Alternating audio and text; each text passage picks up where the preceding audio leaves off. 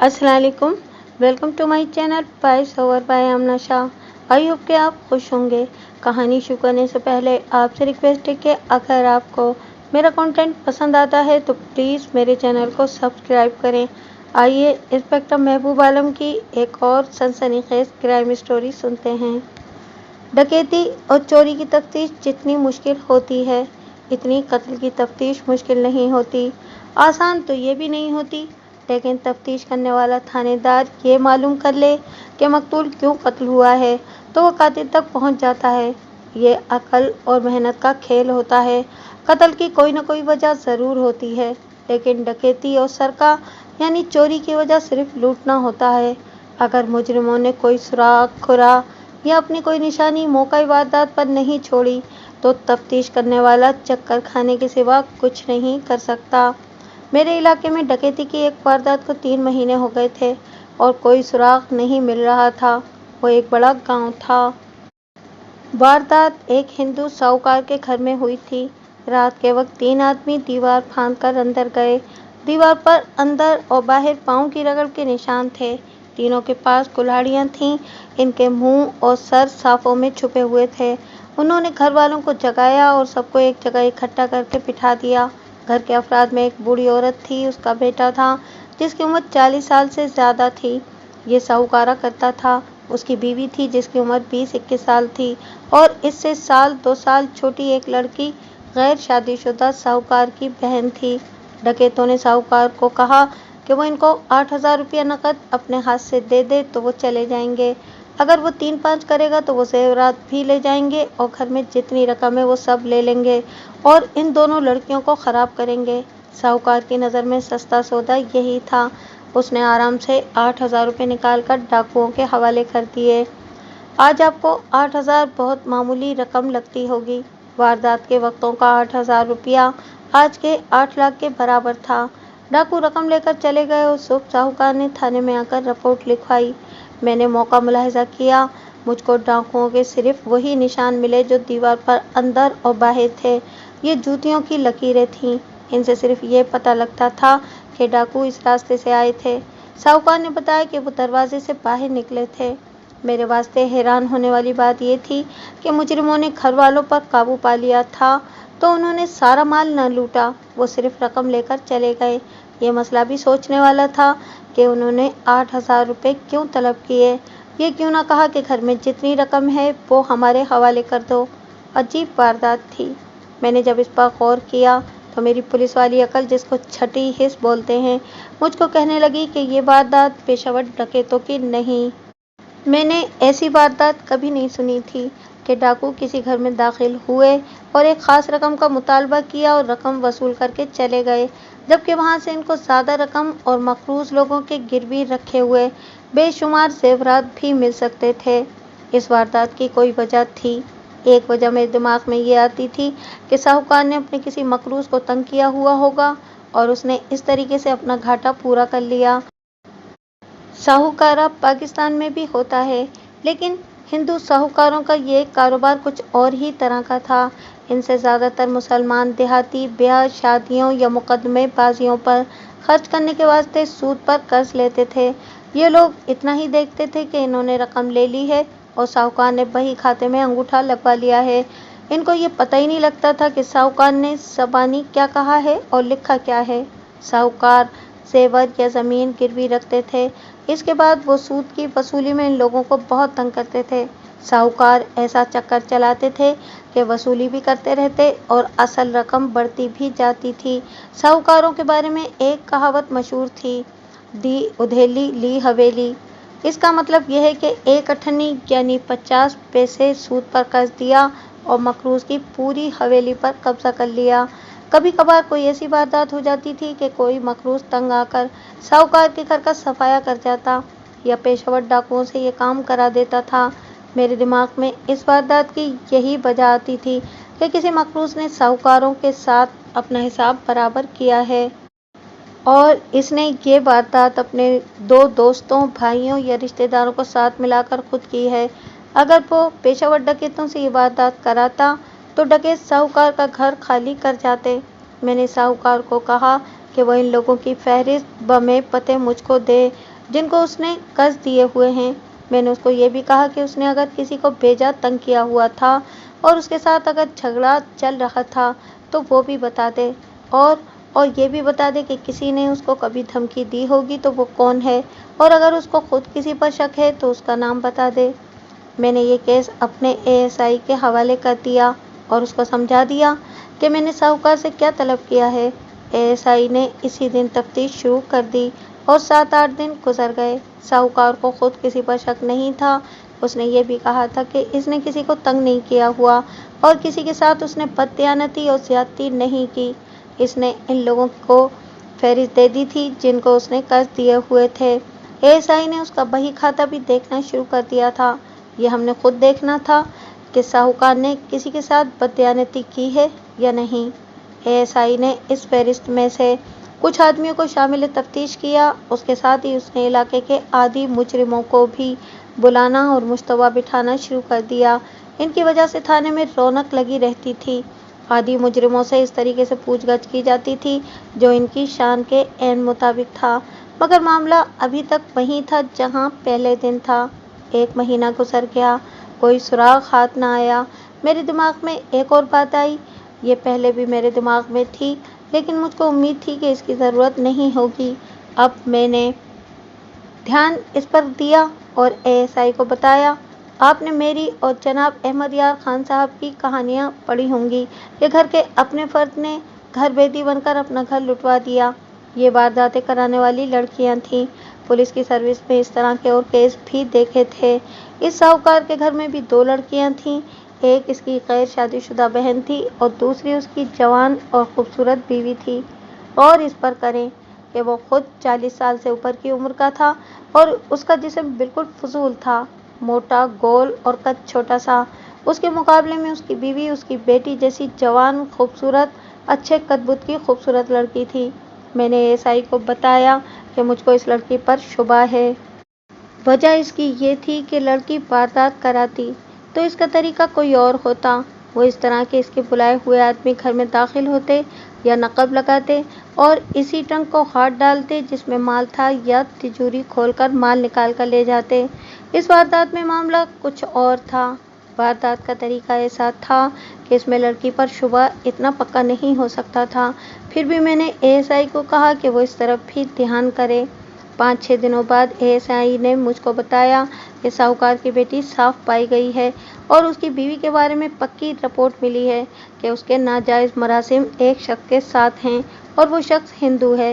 ASI ने शख्स को शामिल तफ्तीश किया तो उसने एएसआई के आगे तस्लीम किया कि उसके ताल्लुकात साहूकार की बीवी के साथ ज़रूर हैं, लेकिन इसको क्या ज़रूरत थी कि इस तरीके से साहूकार से रकम हासिल करता। इस शख्स ने यह भी कहा कि इसको किसी रकम की ज़रूरत नहीं और अगर ज़रूरत होती भी तो साहूकार की बीवी से वो रकम ले सकता था। एएसआई ने फिर भी उसको जल्दी छोड़ा नहीं, उसको रगड़ा देता रहा, लेकिन हासिल कुछ भी नहीं हुआ। एएसआई ने साहूकार की बीवी और बेटी को भी थाने बुला लिया। बीवी ने पहले तो इस शख्स के साथ ताल्लुकात तस्लीम ही ना किए, लेकिन आखिर मान गई। एएसआई ने अपने तरीके से यानी कि सवाल जवाब और जिरह के ज़रिए मालूम करने की बहुत कोशिश की कि लड़की की नीयत क्या है। नतीजा यही निकला कि वारदात में उसका हाथ नहीं। इसका ऐसा कोई इरादा नहीं था कि वो इस शख्स के साथ कहीं भाग जाएगी। लड़की से पता चला कि वो अपने घर में चोरी क्या कराएगी। वो तो इस शख्स से तोहफे लेते रहती थी। साहूकार की बहन से भी कुछ सुराग ना मिला। वो तो डरती और रोती थी। वो दोनों लड़कियों को बुलाने से मुझको ये फ़ायदा मिला कि मेरे पास साहूकार आया और उसने हाथ जोड़कर कहा कि उसकी बहन और घरवाली का थाने में आना बेइज्जती का बाइस है। मैंने उसको कहा कि इसकी अभी और बेइज्जती होगी। मैंने इसकी वजह बताई। महाराज जी, साहूकार ने मुझसे पूछा, तो क्या मेरी जोरू ने मेरा घर लुटवा दिया है? नहीं, मैंने जवाब दिया। इसके खिलाफ कुछ भी साबित नहीं हुआ, लेकिन इन दोनों लड़कियों को तफ्तीश के वास्ते बुलाना बहुत ज़रूरी था। फिर भी इनकी ज़रूरत पड़ेगी तो मैं इनको थाने बुलाऊंगा। सेठ साहब, मैं आपको ये बता देता हूँ कि जितनी कोशिश हम कर सकते थे इससे ज़्यादा हमने की, लेकिन ये मालूम होता है कि आपने किसी मकरूज़ का पेट काटा है और उसने इस तरीके से हिसाब बराबर कर लिया है। अगर आपके घर में सही डांका पड़ता तो वो सिर्फ 8,000 रुपया न ले जाते, وہ ان دونوں لڑکیوں کو بھی ساتھ لے جاتے اور آپ کے گھر میں ایک پائی نہ چھوڑتے۔ اب آپ سوچ لیں کہ ساری تفتیش آپ کے گھر پر ہی آ رہی ہے۔ میں نے کہا ہے کہ مجھ کو فائدہ ملا۔ فائدہ یہ تھا کہ ساہوکار گھبرا گیا اور ہاتھ جوڑ کر کہنے لگا کہ اس طرح تو اس کی بہت رسوائی ہوگی۔ اس نے یہ بھی کہا کہ اس کو عزت چاہیے۔ میں اندر سے بہت خوش ہوا، لیکن اس کے آگے خوشی ظاہر نہ کی، بلکہ یہ کہا کہ میں اپنی کوششیں جاری رکھوں گا۔ آپ دونوں لڑکیوں کو بھی بلاتے رہیں گے؟ ساہوکار نے پوچھا۔ اگر ضرورت پڑی تو۔ نہ مہاراج، اس نے پھر ہاتھ جوڑ دیے اور بولا، آپ کوشش کریں یا نہ کریں، ان لڑکیوں کو پھر نہ بلائیں۔ میں تو نہیں بلاؤں گا، میں نے کہا، لیکن کل آپ ہی اوپر درخواست دے دیں گے کہ تھانے دار نے ابھی تک مال برآمد نہیں کرایا۔ نہ مہاراج، اس نے کہا، مجھ کو مال نہیں چاہیے، نہ ہی میں کسی کو درخواست دوں گا، اس میں تو میری اپنی بے عزتی ہے۔ ساہوکار تو ٹل گیا۔ اب یہ میرا کام تھا کہ اس کیس کو کس طریقے سے گول کرنا ہے۔ پولیس کے پاس قانونی طریقے بھی ہوتے ہیں اور غیر قانونی بھی۔ یہ آپ کی دلچسپی کی بات نہیں۔ میں خوش ہوا کہ ایک کیس سے تو جان چھوٹی، لیکن اگلی صبح اسی گاؤں میں ڈکیتی کی ایک اور رپورٹ آ گئی۔ یہ واردات ایک مسلمان کے گھر میں ہوئی تھی۔ ساہوکار والی واردات کو تقریباً 2 مہینے گزر گئے تھے۔ اس واردات میں بھی 3 آدمی تھے۔ ان کے منہ اور سر صافوں میں لپٹے ہوئے تھے اور ان کے پاس کلہاڑیاں تھیں۔ انہوں نے گھر میں داخل ہو کر گھر والوں کو جگایا۔ ان کا ایک آدمی ان سب کے سر پر کھڑا رہا۔ گھر کے افراد میں ایک جوان آدمی تھا، ایک اس کی ماں تھی اور 2 جوان بہنیں۔ اس کے علاوہ ایک نوجوان بیوی تھی۔ ان کی شادی کو ابھی تقریباً 2 مہینے ہی ہوئے تھے۔ 2 آدمی اندر سامان اٹھانے کے لیے گئے تو ان کو دیوار کے ساتھ 2 نالی بندوق لٹکتی ہوئی نظر آئی۔ کارتوسوں والی پیٹی بھی ساتھ ہی تھی۔ ایک آدمی نے بندوق اور بیلٹ دیوار سے اتاری، دونوں نالیوں میں ایک ایک کارتوس ڈالا اور باہر جو اس کا ساتھی گھر والوں پر کھڑا تھا، بندوق اس کو دے دی اور کہا کہ ان میں سے جو ہلے اور بولے اس کو گولی مار دو۔ دوسرے 2 آدمیوں نے اندر سے مال سمیٹا، باہر نکلے اور لوگوں کو یہ دھمکی دے کر کہ وہ تھوڑی دیر اور چپ کر بیٹھے رہیں، باہر نکل گئے۔ گھر کا یہ جوان آدمی جس کا نام اسحاق تھا، فوراً اٹھ کر ڈاکوؤں کے پیچھے اس واسطے گیا کہ اس کے پاس بندوق تھی، وہ جاتا تو مارا جاتا۔ تھوڑا وقت گزار کر اس نے شور شرابہ کیا تو لوگ اٹھ کر آ گئے۔ یہ تو کسی کو پتہ ہی نہیں تھا کہ ڈاکو کس طرف گئے ہیں۔ یہ لوگ ویسے ہی گاؤں سے باہر جا کر اور ادھر ادھر پھر کر واپس آ گئے۔ گھر والوں نے اندر جا کر دیکھا، ٹرنک وغیرہ بکھیر کر فرش پر پھینکے ہوئے تھے۔ جن ٹرنکوں کو تالے لگے ہوئے تھے وہ تالے توڑ کر کھولے گئے، ان میں سے کپڑے وغیرہ نکال کر بکھیرے گئے تھے۔ ایک ٹرنک میں گھر کا سارا زیور تھا اور 400-500 روپے نقد بھی تھا۔ یہ سارا مال ڈاکو لے گئے تھے۔ زیور اور رقم کے سوا انہوں نے کچھ نہیں اٹھایا۔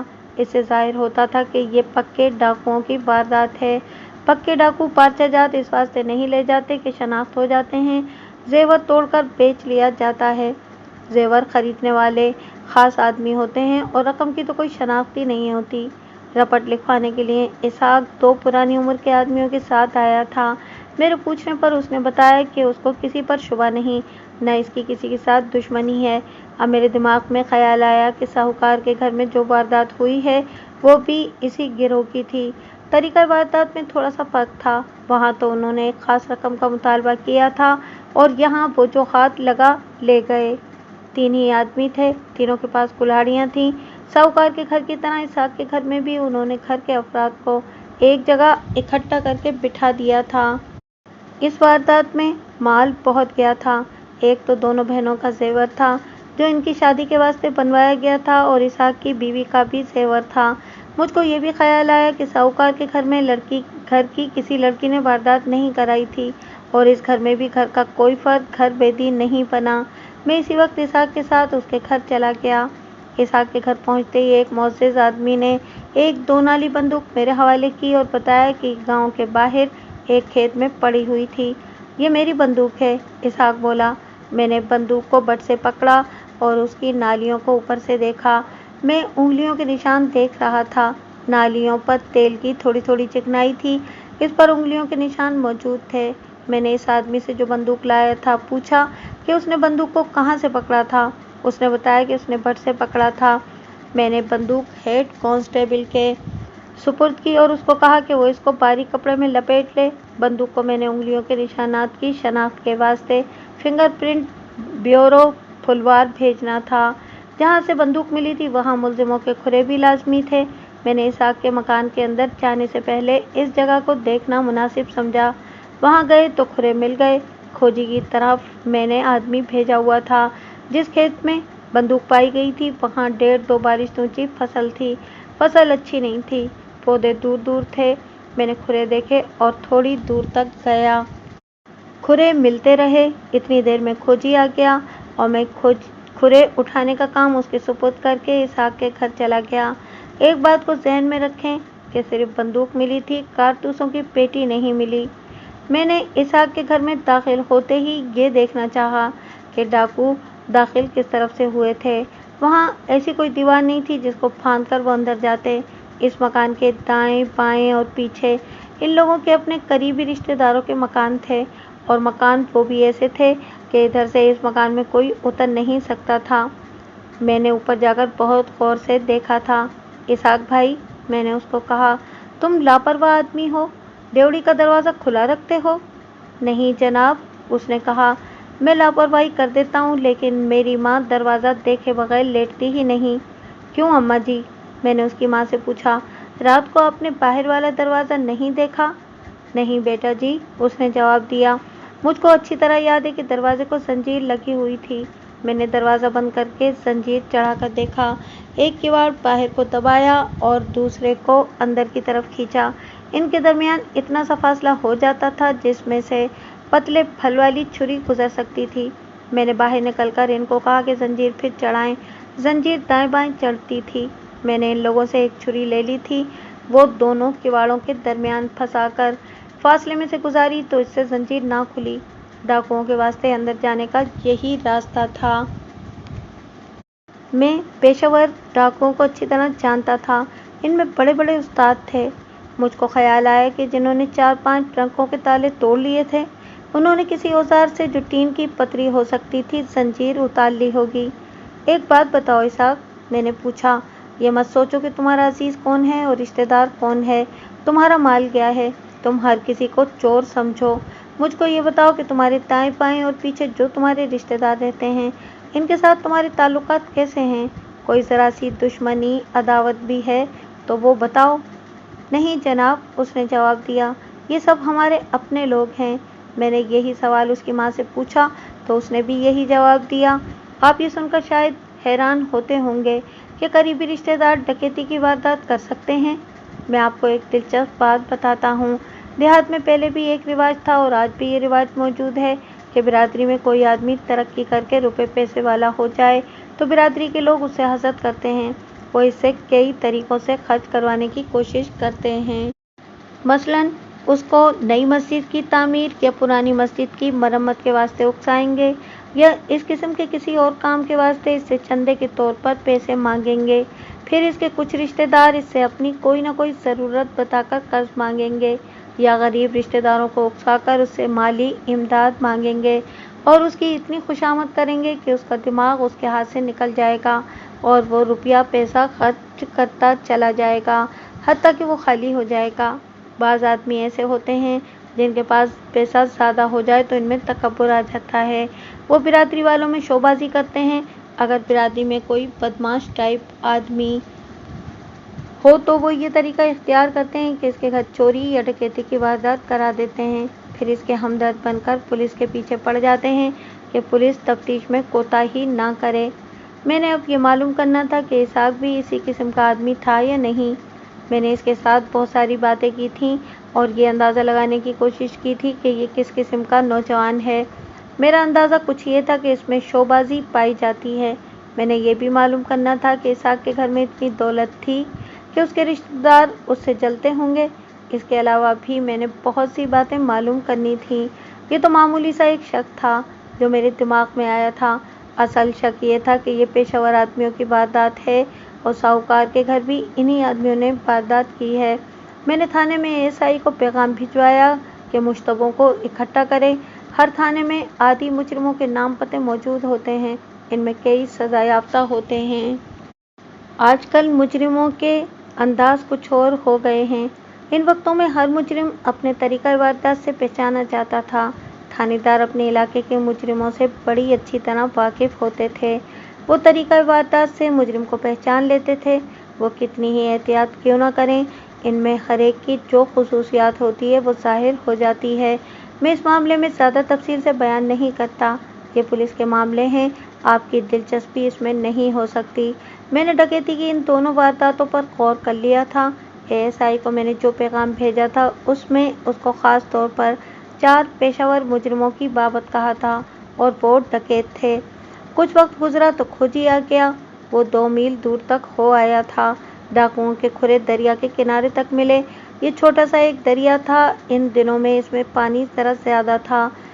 खुरे दरिया के साथ साथ पुल तक चले गए थे। ये पक्की सड़क का पुल था। लारियां और टांगे यहाँ से गुजरते थे। दरिया के पार वाले इलाके में जाने वाली बास सवारियां यहाँ से लारियों या टांगों पर जाती थीं। खोजी ने पुल के पार जाकर भी खुरे तलाश किए थे, लेकिन इसको कोई खुरा ना मिला। खुरों से मालूम हुआ कि 2 आदमियों ने देसी जूतियां पहनी हुई थीं और एक ने शूज़। ये गुरगाबी भी हो सकती थी। खुरे ऐसे थे कि इनके मोड़ तैयार हो सकते थे। मैंने मोड़ तैयार करने के वास्ते कह दिया। बंदूक को मैंने महफूज करा लिया था। उसको मैंने थाने इस हुक्म के साथ भेज दिया कि दस्ती फिंगरप्रिंट ब्यूरो को उंगलियों के निशानात के मुआयने के वास्ते भेज दिया जाए। मैंने कुछ ज़रूरी मालूमात लेनी थी, मुखबिरों से रिपोर्टें लेनी थीं।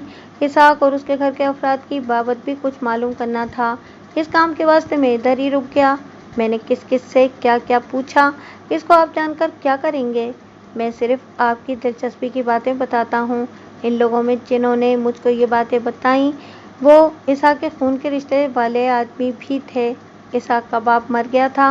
वो 3 बहनों में अकेला भाई था और उसको माँ और बहनों ने शहजादा बनाया हुआ था।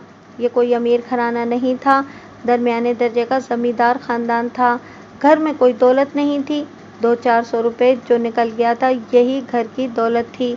जेवर जो गया था वो इसहाक की माँ ने थोड़ा थोड़ा करके कई सालों में बनाया था।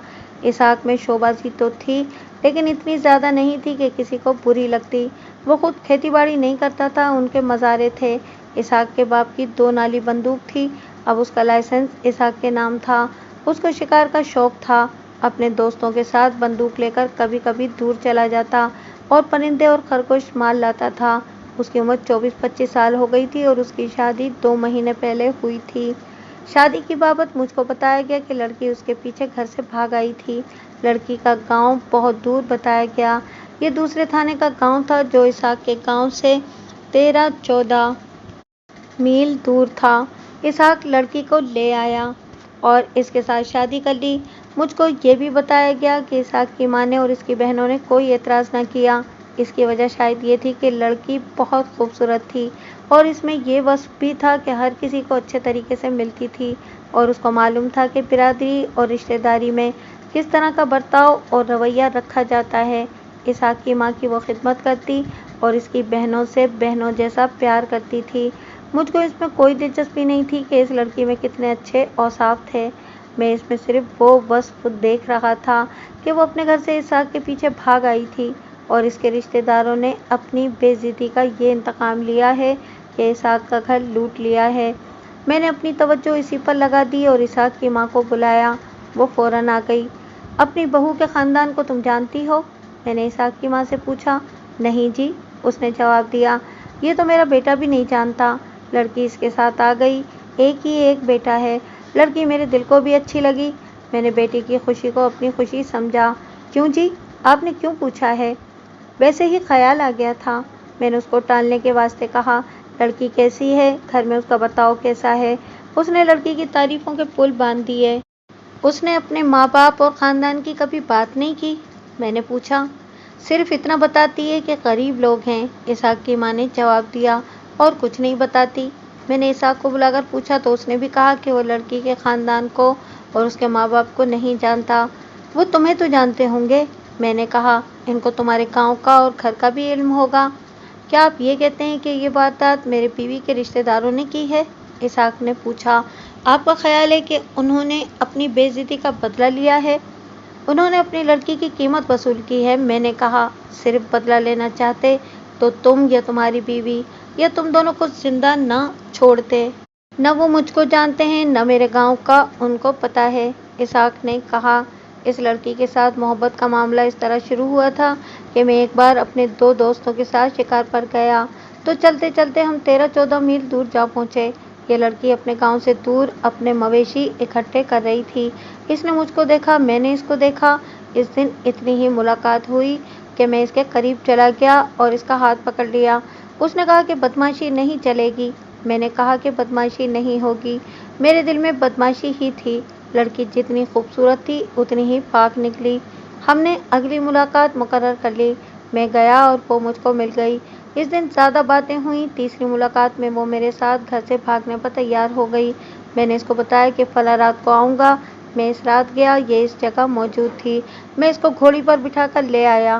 میں جتنی دفعہ بھی اس کو ملنے کے واسطے گیا، نہ اس کے گاؤں کے کسی آدمی نے ہمیں دیکھا نہ اس کے گھر سے کسی آدمی نے۔ آج تک ان کو پتہ نہیں کہ ان کی لڑکی کہاں ہے۔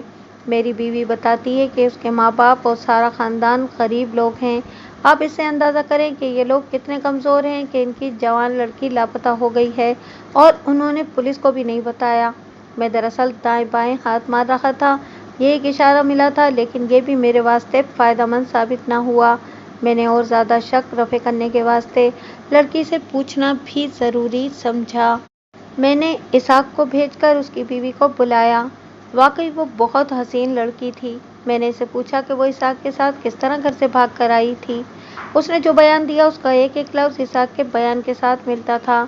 تمہارے ماں باپ نے اتنا بھی نہ کیا کہ تمہاری گمشدگی کی رپورٹ تھانے میں دے دیتے؟ میں نے کہا، وہ بہت کمزور اور غریب لوگ ہیں۔ اس نے کہا، سچی بات تو یہ ہے جی کہ انہوں نے خدا کا شکر ادا کیا ہوگا کہ لڑکی کا بوجھ مفت میں سر سے اتر گیا۔ معلوم ہوتا ہے کہ تم بھی گھر کی غربت سے تنگ تھیں۔ میں نے کہا، تم نے یہ بھی نہ دیکھا کہ اسحاق شریف ہے یا کوئی بدمعاش آدمی ہے؟ یہ آدمی میرے دل کو بہت اچھا لگا تھا۔ اس نے کہا، دوسری وجہ یہ تھی کہ گاؤں میں جوان آدمی مجھ کو تنگ کرتے تھے۔ غریب کی بیٹیوں کے ساتھ اسی طرح کرتے ہیں۔ مجھ کو اسحاق اچھا لگا تو میں نے کہا کہ چلو ایک پناہ مل گئی ہے۔ میں نے مایوس ہو کر اس لڑکی کو بھی اٹھا دیا۔ یہ شک تو میرے دماغ میں آ ہی نہیں سکتا تھا کہ اس لڑکی نے یا اسحاق کی بہنوں نے یہ واردات کرائی ہوگی۔ میں نے آپ کو پہلے بتایا ہے کہ ایسی وارداتیں ہوئی تھیں جو گھروں کی لڑکیوں نے ہی کرائیں، لیکن وہ حالات دوسرے تھے۔ یہاں معاملہ کچھ اور تھا۔ میرے دماغ میں بار بار پشاور ڈاکو آتے تھے۔ میں گاؤں سے اٹھا اور تھانے چلا گیا۔ ساہوکار والی واردات کے سلسلے میں مشتبہوں کو تو ہم نے پہلے ہی سولی پر کھڑا کیا ہوا تھا، اب پھر وہ تھانے میں موجود تھے۔ میری دلچسپی 2 آدمیوں کے ساتھ تھی۔ وہ دونوں موجود نہیں تھے۔ ان میں سے ایک ڈکیتی میں 1 بار اور دوسرا 2 بار سزا پا چکا تھا۔ میں نے ایس آئی کو کہا کہ وہ فوراً تیاری کرے اور دونوں کے گھروں پر چھاپہ مارے۔ رات ہو چکی تھی۔ چھاپے کے لیے یہی وقت ٹھیک تھا۔ ایس آئی اسی وقت روانہ ہو گیا اور میں آرام کرنے کے واسطے اپنے گھر چلا گیا۔ میں صبح بہت جلدی جاگا اور تھانے چلا گیا۔ ایس آئی ابھی تھانے میں نہیں آیا تھا۔ مجھ کو بتایا گیا کہ رات کو اس نے دونوں جگہوں پر چھاپے مارے ہیں اور دونوں ڈکیتوں کو پکڑ کر لے آیا ہے۔ چھاپوں میں کوئی چیز برآمد نہیں ہوئی اور کوئی سراغ یا کام کا اشارہ بھی نہیں ملا۔ میں نے ایس آئی کو جگانا ٹھیک نہ سمجھا۔ ان دونوں ڈکیتوں میں سے ایک کو بلا کر اپنے پاس بٹھا لیا۔ او بےغیرتو، میں نے اس کو کہا، تمہارے علاقے میں کوئی آ کر واردات کر گیا ہے اور تم کو پتہ ہی نہیں؟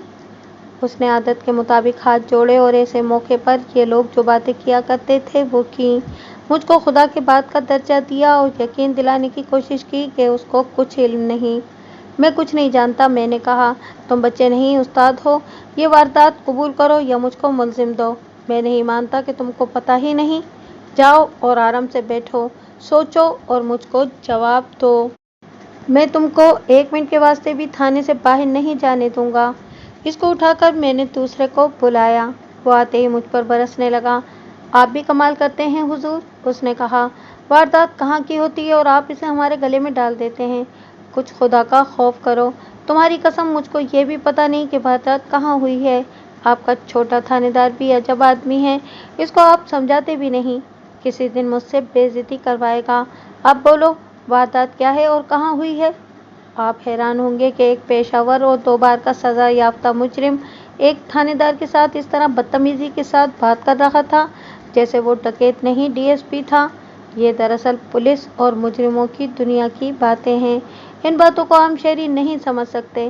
یہ استاد ڈکیت تھا۔ یہ لوگ پولیس کے واسطے دائمی سردرد بنے رہتے تھے، لیکن پولیس کی مدد بھی بہت کرتے تھے۔ ایسا شبہ بالکل نہ کریں کہ ان کو شاید پولیس کا تعاون حاصل تھا۔ اس زمانے میں کوئی سوچ بھی نہیں سکتا تھا کہ پولیس اور مجرموں کا آپس میں دوستانہ بھی ہو سکتا ہے۔ اس شخص نے میرے ساتھ اس لہجے میں بات کی تو میں ہنسنے لگا۔ پھر مجھے ملزم دو، میں نے کہا۔ تمہارے علاقے میں کون واردات کر گیا ہے؟ یہ واردات معمولی تو نہیں؟ حضور، واردات تو بتائیں کیا ہے؟ اس نے پوچھا۔ تم کو ASI نے نہیں بتایا؟ میں نے پوچھا۔ یہی تو میں نے کہا ہے کہ آپ کا ASI کبھی مجھ سے بے عزتی کروائے گا، اس نے کہا۔ میں نے 100 بار پوچھا کہ میرے گھر پہ چھاپا کس معاملے میں پڑا ہے تو یہ یہی کہتا رہا کہ تھانے چل کر بتاؤں گا۔ ایک تو اس شخص کو خدا نے شکل ہی ایسی دی ہے، اور جب یہ ناک چڑھا کر بات کرتا ہے تو مجھ کو اور بھی برا لگتا ہے۔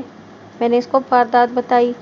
وہ اسحاق، اس نے میری ران پر بڑے زور سے ہاتھ مار کر کہا، وہ جو شکاری ہے۔ وہ سوچ میں پڑ گیا اور ماتھے کو اپنے ہاتھ سے رگڑ کر بولا، تھوڑے دن ہوئے اس نے شاید شادی کی ہے۔ میں ان کے گاؤں کے نمبردار کے پاس جاتا رہتا ہوں۔ اس لڑکی کو جو اسحاق کی بیوی ہے میں نے 2 مرتبہ دیکھا ہے۔ دونوں مرتبہ میں نے دماغ پر بہت زور دیا کہ اس لڑکی کو میں نے پہلے کہاں دیکھا تھا۔ میں نے اس کو بتایا کہ اس لڑکی کا نام جنت ہے اور یہ فلاں گاؤں سے اسحاق کے پیچھے گھر سے نکل آئی تھی اور یہ غریبوں کی بیٹی ہے۔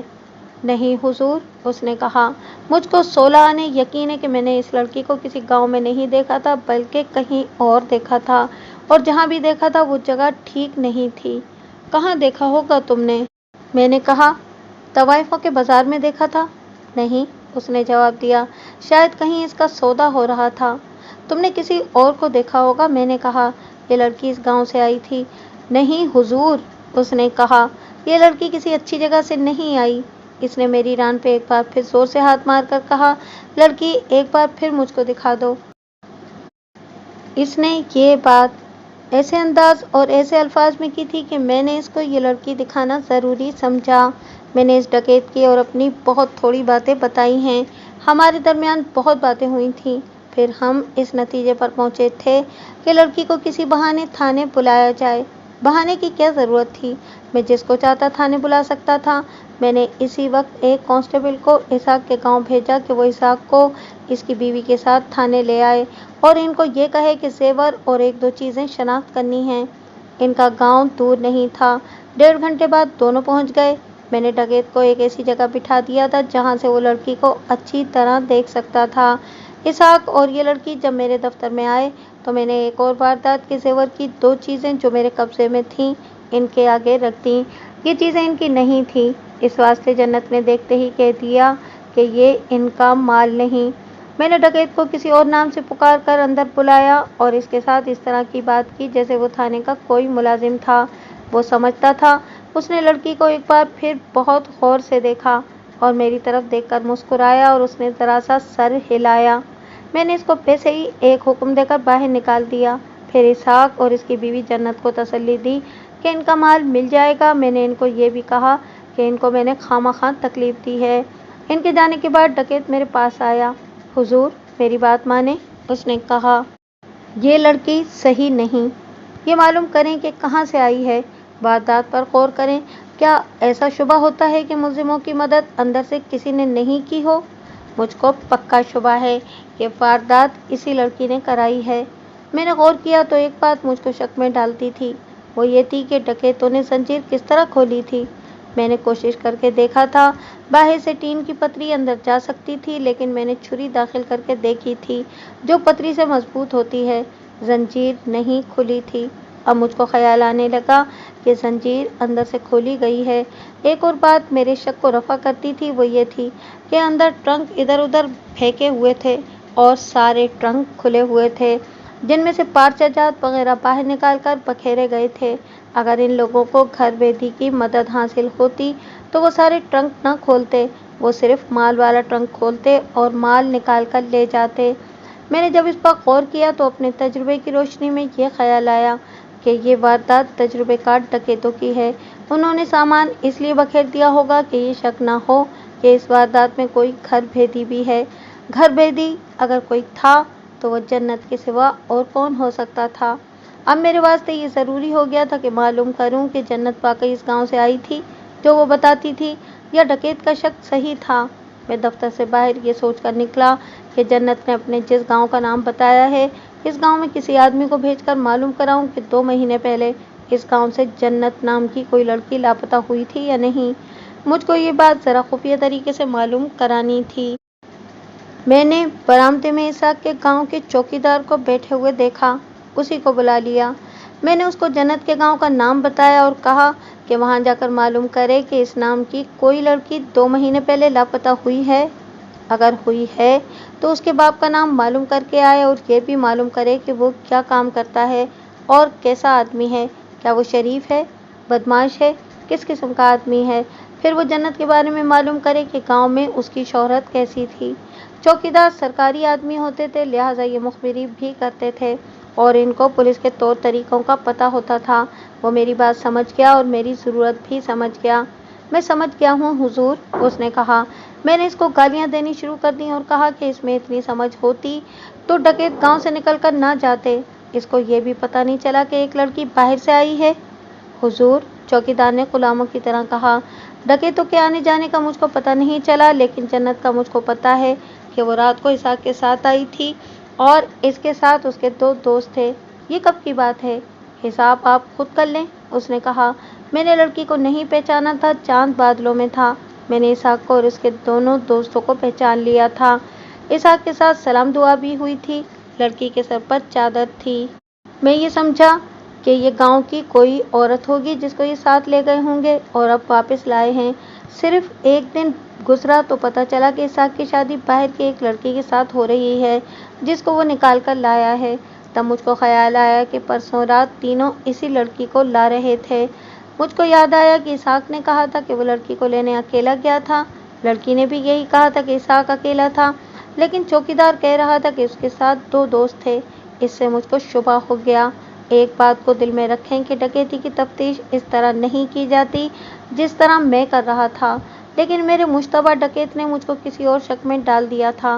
मैंने चौकीदार को कहा कि इसाक और जन्नत अभी अभी यहाँ से निकल कर गए हैं, वो भाग कर जाए और इन दोनों को वापस बुला लाए। और तुम यूं करना, मैंने कहा, इन दोनों को इधर भेजकर खुद उस गांव को रवाना हो जाना जो मैंने तुमको बताया है और वो काम कराना। थाने में पेशावर मुजरिम जमा थे और इनसे एएसआई पूछगछ कर रहा था। मैंने ये सिलसिला जारी रहने दिया। कुछ देर बाद इसाक और जन्नत आ गए। मैं पहले जन्नत को अंदर ले गया।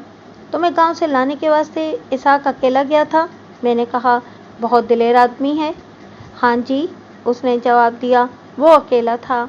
मैंने जन्नत को वहीं बैठे रहने दिया और बाहर निकलकर इसाक के साथ बात की। उससे भी यही पूछा कि तुम अकेले गए थे। मैं आपको पहले ही बता चुका हूँ, इसाक ने जवाब दिया। मैं अकेला गया था। तुम्हारे 2 दोस्त तुमको कहाँ मिल गए थे? दोस्त? उसने हैरान सा होकर पूछा, फिर खुद ही बोला, ओह, वो दोनों, वो रास्ते में मिल गए थे। मैं अपने दफ्तर में गया और जन्नत से पूछा कि इसाक के दोनों दोस्त उसको कहाँ मिले थे। मैंने देखा कि वो कुछ घबरा गई और चुप रही। बोलो जन्नत। मुझे याद नहीं, जन्नत ने जवाब दिया। जन्नत, मैंने उसके सर पर हाथ रखकर आहिस्ता से कहा, तुम्हारी याददाश्त बड़ी कमज़ोर है। तुम अपने गांव का सही नाम भी नहीं जानती। तुम कहीं और की रहने वाली हो। अच्छी तरह याद करके बताओ कि तुम्हारे गांव का नाम क्या है। उसने मेरी तरफ देखा तो मैंने नोट किया कि उसकी आंखों में खौफ आ गया था। उसने ज़रा उखड़ी हुई आवाज़ में कहा कि वो फलां गांव की रहने वाली है। ये वही गांव था जो उसने पहले बताया था। मैं बाहर निकला और एक कांस्टेबल को इसाक के दोनों दोस्तों के नाम बताकर कहा कि इनको थाने ले आओ। मैंने ये नाम चौकीदार से मालूम किए थे। फिर मैंने ये इंतज़ाम किया कि इसाक को अलग और जन्नत को अलग बिठा दिया। मैंने देखा कि जिस मुश्तबा डकैत ने मेरे दिल में जन्नत के बारे में शक डाला था, वो जन्नत को बहुत गौर से देख रहा था। वो उठकर मेरे पास आ गया और उसने एक बार फिर कहा कि ये लड़की उस्तादों की चीज़ है। मैं दूसरे कामों में लग गया और 3-3.5 घंटे गुजर गए। मुझको बताया गया कि इसाक के दोनों दोस्त आ गए हैं। मैंने इनको थोड़ी देर के वास्ते बाहर बिठा दिया। जब मैं काम से फारिग हुआ तो इनमें से एक को अंदर बुलाया। इसाक की बीवी कौन से गांव से आई है, मैंने पूछा। इसने गांव का वही नाम बताया जो जन्नत बताती थी। क्या तुम लड़की को लाने के वास्ते इसहाक के साथ गए थे? नहीं, उसने जवाब दिया। हम दोनों दोस्त रास्ते में खड़े थे, इस गांव तक नहीं गए थे। तुम कहाँ खड़े रहे? पुल के पास, उसने जवाब दिया। इससे कुछ और बातें पूछकर इसके दोस्त को बुलाया और उससे यही सवाल किया। उसने एक और जगह बताई जहाँ वो इसहाक और जन्नत के इंतजार में खड़े रहे थे। मुझको सिर्फ इस सवाल का जवाब दे दो कि तुम लोग झूठ क्यों बोल रहे हो? मैंने कहा, मैंने तुम पर कोई इल्ज़ाम तो नहीं लगाया। जन्नत अपनी मर्जी से आई है, तुम लोगों ने उसको अगवा नहीं किया। एक बार फिर सोचो और मुझको बताओ कि तुम अपने दोस्त के साथ जन्नत के गांव तक गए थे या नहीं? नहीं, उसने जोरदार तरीके से ना कहा। इसके लहजे में डर बड़ा साफ था। उखड़ी उखड़ी आवाज़ में कहने लगा, हम रास्ते में खड़े थे। तुम और तुम्हारा दोस्त एक जगह खड़े थे? जी। मैंने इसको बेवकूफ़ बनाने के वास्ते एक और जगह का नाम लेकर कहा कि इसका दोस्त कहता है कि वो दोनों फलां जगह खड़े रहे थे। ओह, उसने अपने माथे पर हाथ मारकर कहा, मेरे दिमाग से निकल गया था। हमने दरअसल इसहाक का इंतज़ार इस जगह किया था। इससे पहले हम ज़रा सी देर पुल के पास खड़े रहे थे। मुझको समझ नहीं आ रही थी कि ये झूठ क्यों बोल रहे हैं। इनको शायद डर था कि मैं इनको जन्नत के अगवा में गिरफ्तार कर लूँगा। मैंने इसको बाहर ले जाकर एक अलग जगह बिठा दिया। मैंने अब चौकीदार का इंतज़ार करना था। वो बहुत दूर गया था, उसने तो रात को ही आना था। मैंने थाने के और कई काम करने थे, मैं इनमें मगन हो गया। देहातियों और शहरों में थानेदारों के खुशामदी होते हैं, ये मेरे वक्तों में भी थे और आज के वक्त भी ये होते हैं। कोई वारदात हो जाए तो ये इलाका थानेदार को खुश करने के वास्ते मुखबिरी करते हैं। ये लोग अपने तौर पर सुराग रसानी करते रहते हैं और थानेदार को नई से नई बातें सुनाते हैं। इसहाक के घर डकैती की वारदात हुई तो खुशामदियों की आमतौरफ थाने में शुरू हो गई। इन लोगों ने मुझको बहुत सी बातें बताईं।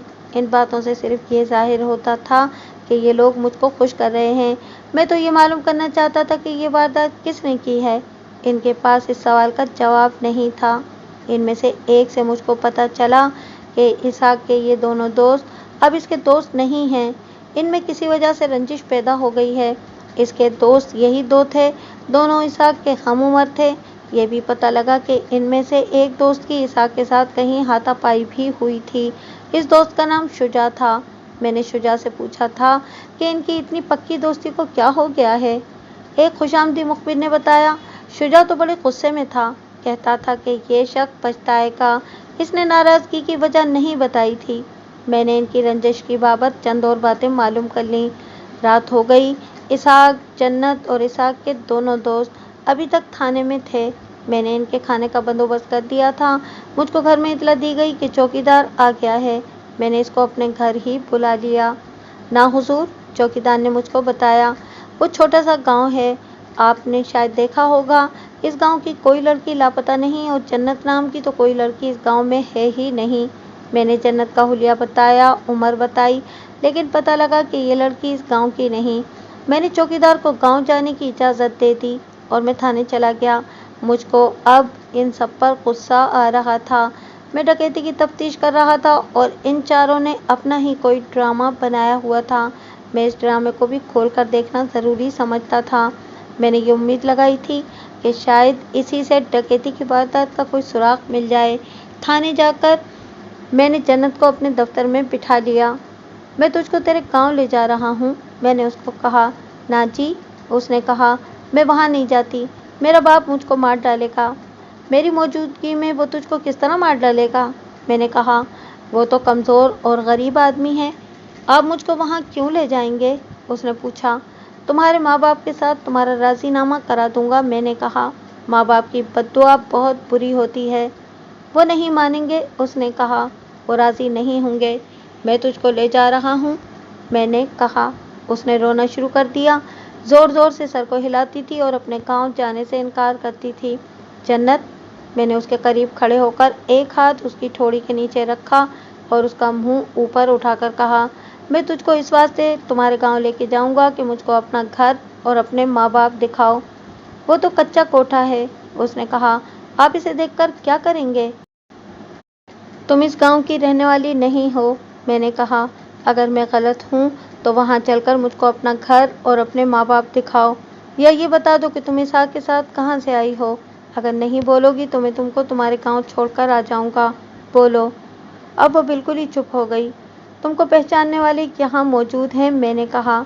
अपनी जबान से बोलो। मैंने हवा में तीर चलाया। डाकुओं के वास्ते इसहाक के मकान के बाहर वाले दरवाजे की जंजीर अंदर से तुमने खोली थी ना? अब तो वो इस तरह हो गई जैसे उसका दम ही निकल गया हो। डरती क्यों हो?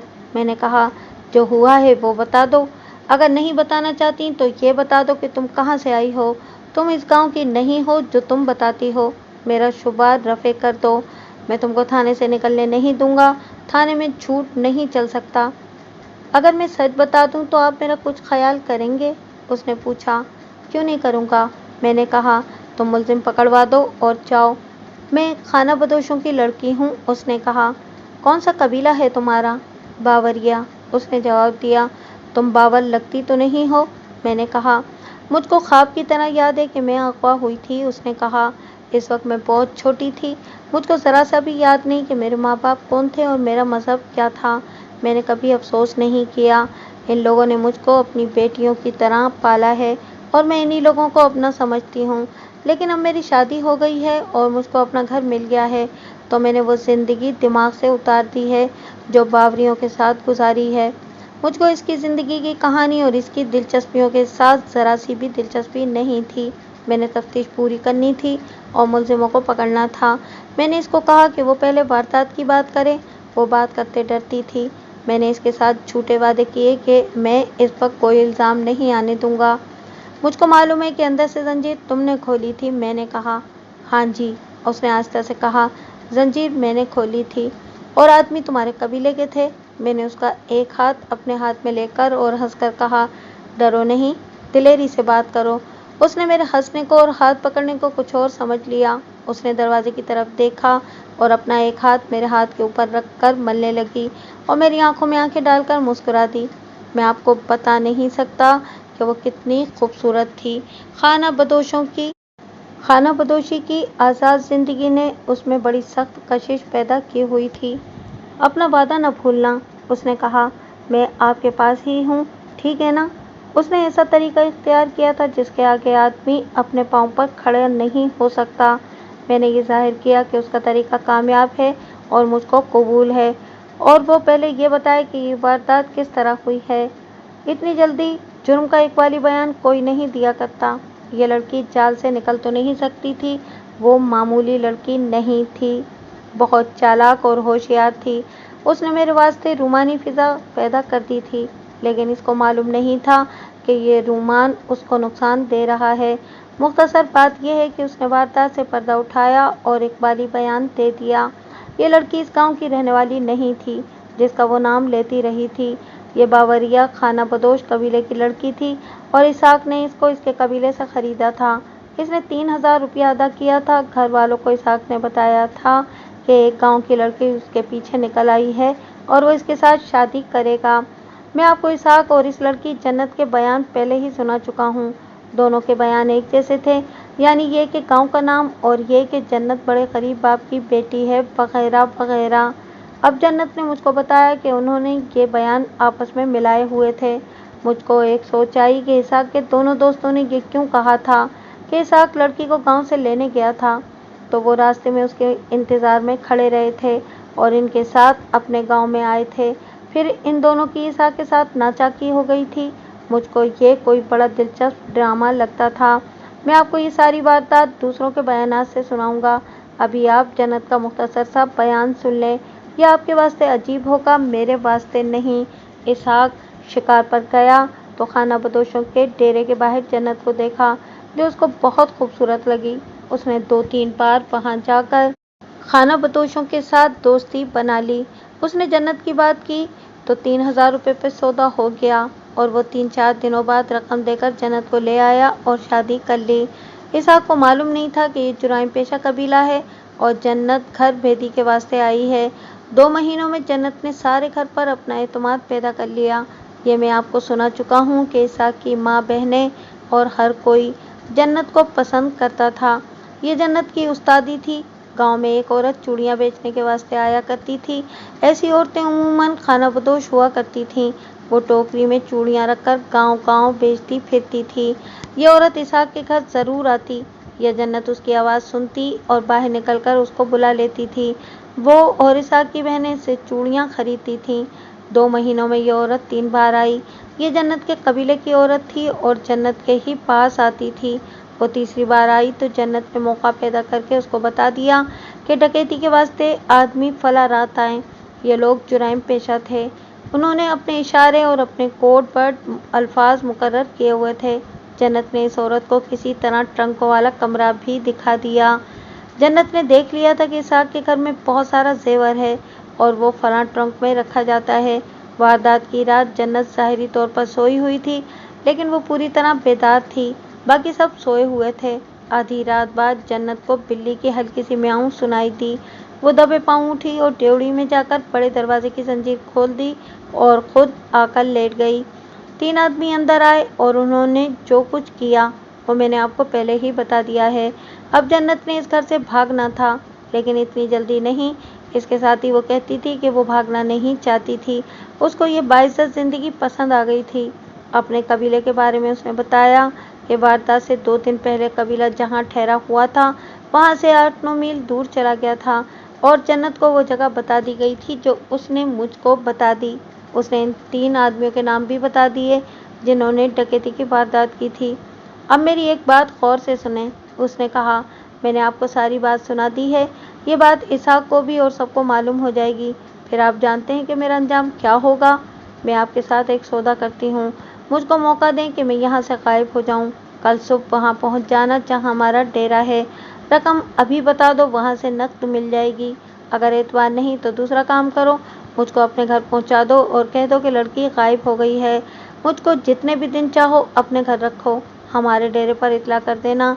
तुमको रकम घर में मिल जाएगी और मैं चली जाऊंगी। मैंने ऐसी बातें की जिनसे जाहिर होता था कि मुझको इसका सौदा कबूल है, लेकिन मैं डरता हूँ। मेरी कीमत का अंदाज़ा किया आपने? उसने कहा। 300 रुपया एक दिन। एक नवाब ले गया था मुझे और उसने मिन्नतें अलग की थीं। मैं कहाँ का नवाब हूँ जन्नते? मैंने जाली आ भरकर कहा। तुम फिक्र न करो, मैं तुम्हारा बिल्कुल सही बंदोबस्त करूँगा। जिनका माल गया है वो मेरे कोई मामी चाचे तो है नहीं। तुम मेरे साथ आओ। मैंने पिछले दरवाजे से उसको बाहर ले जाकर एक कमरे में बिठा दिया और कांस्टेबलों का उस पर पहरा लगा दिया। रात का वक्त था। जन्नत ने वो जगह मुझको बता दी थी जहाँ उसका कबीला ठहरा हुआ था। वो जगह दूसरे थाने में थी। मैंने इस थाने को बजरिया टेलीफोन इतला दी। वहाँ कोई हेड कांस्टेबल बोल रहा था। मैंने इससे पूछा कि इसके इलाके में कहीं बावरिया खाना बदोश डेरा डाले हुए हैं। उसने कहा कि इनका ये डेरा 4-5 दिनों से आया हुआ है और इसको जगह मालूम है।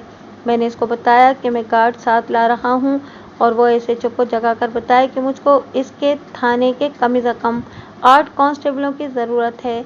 इस किस्म की ज़रूरत पूरी करने के वास्ते पुलिस का एक ख़ास तरीक़ाकार होता है जो अब भी है, लेकिन इसमें वक्त लगता था और मुलज़मान कहीं से कहीं जा पहुँचते थे।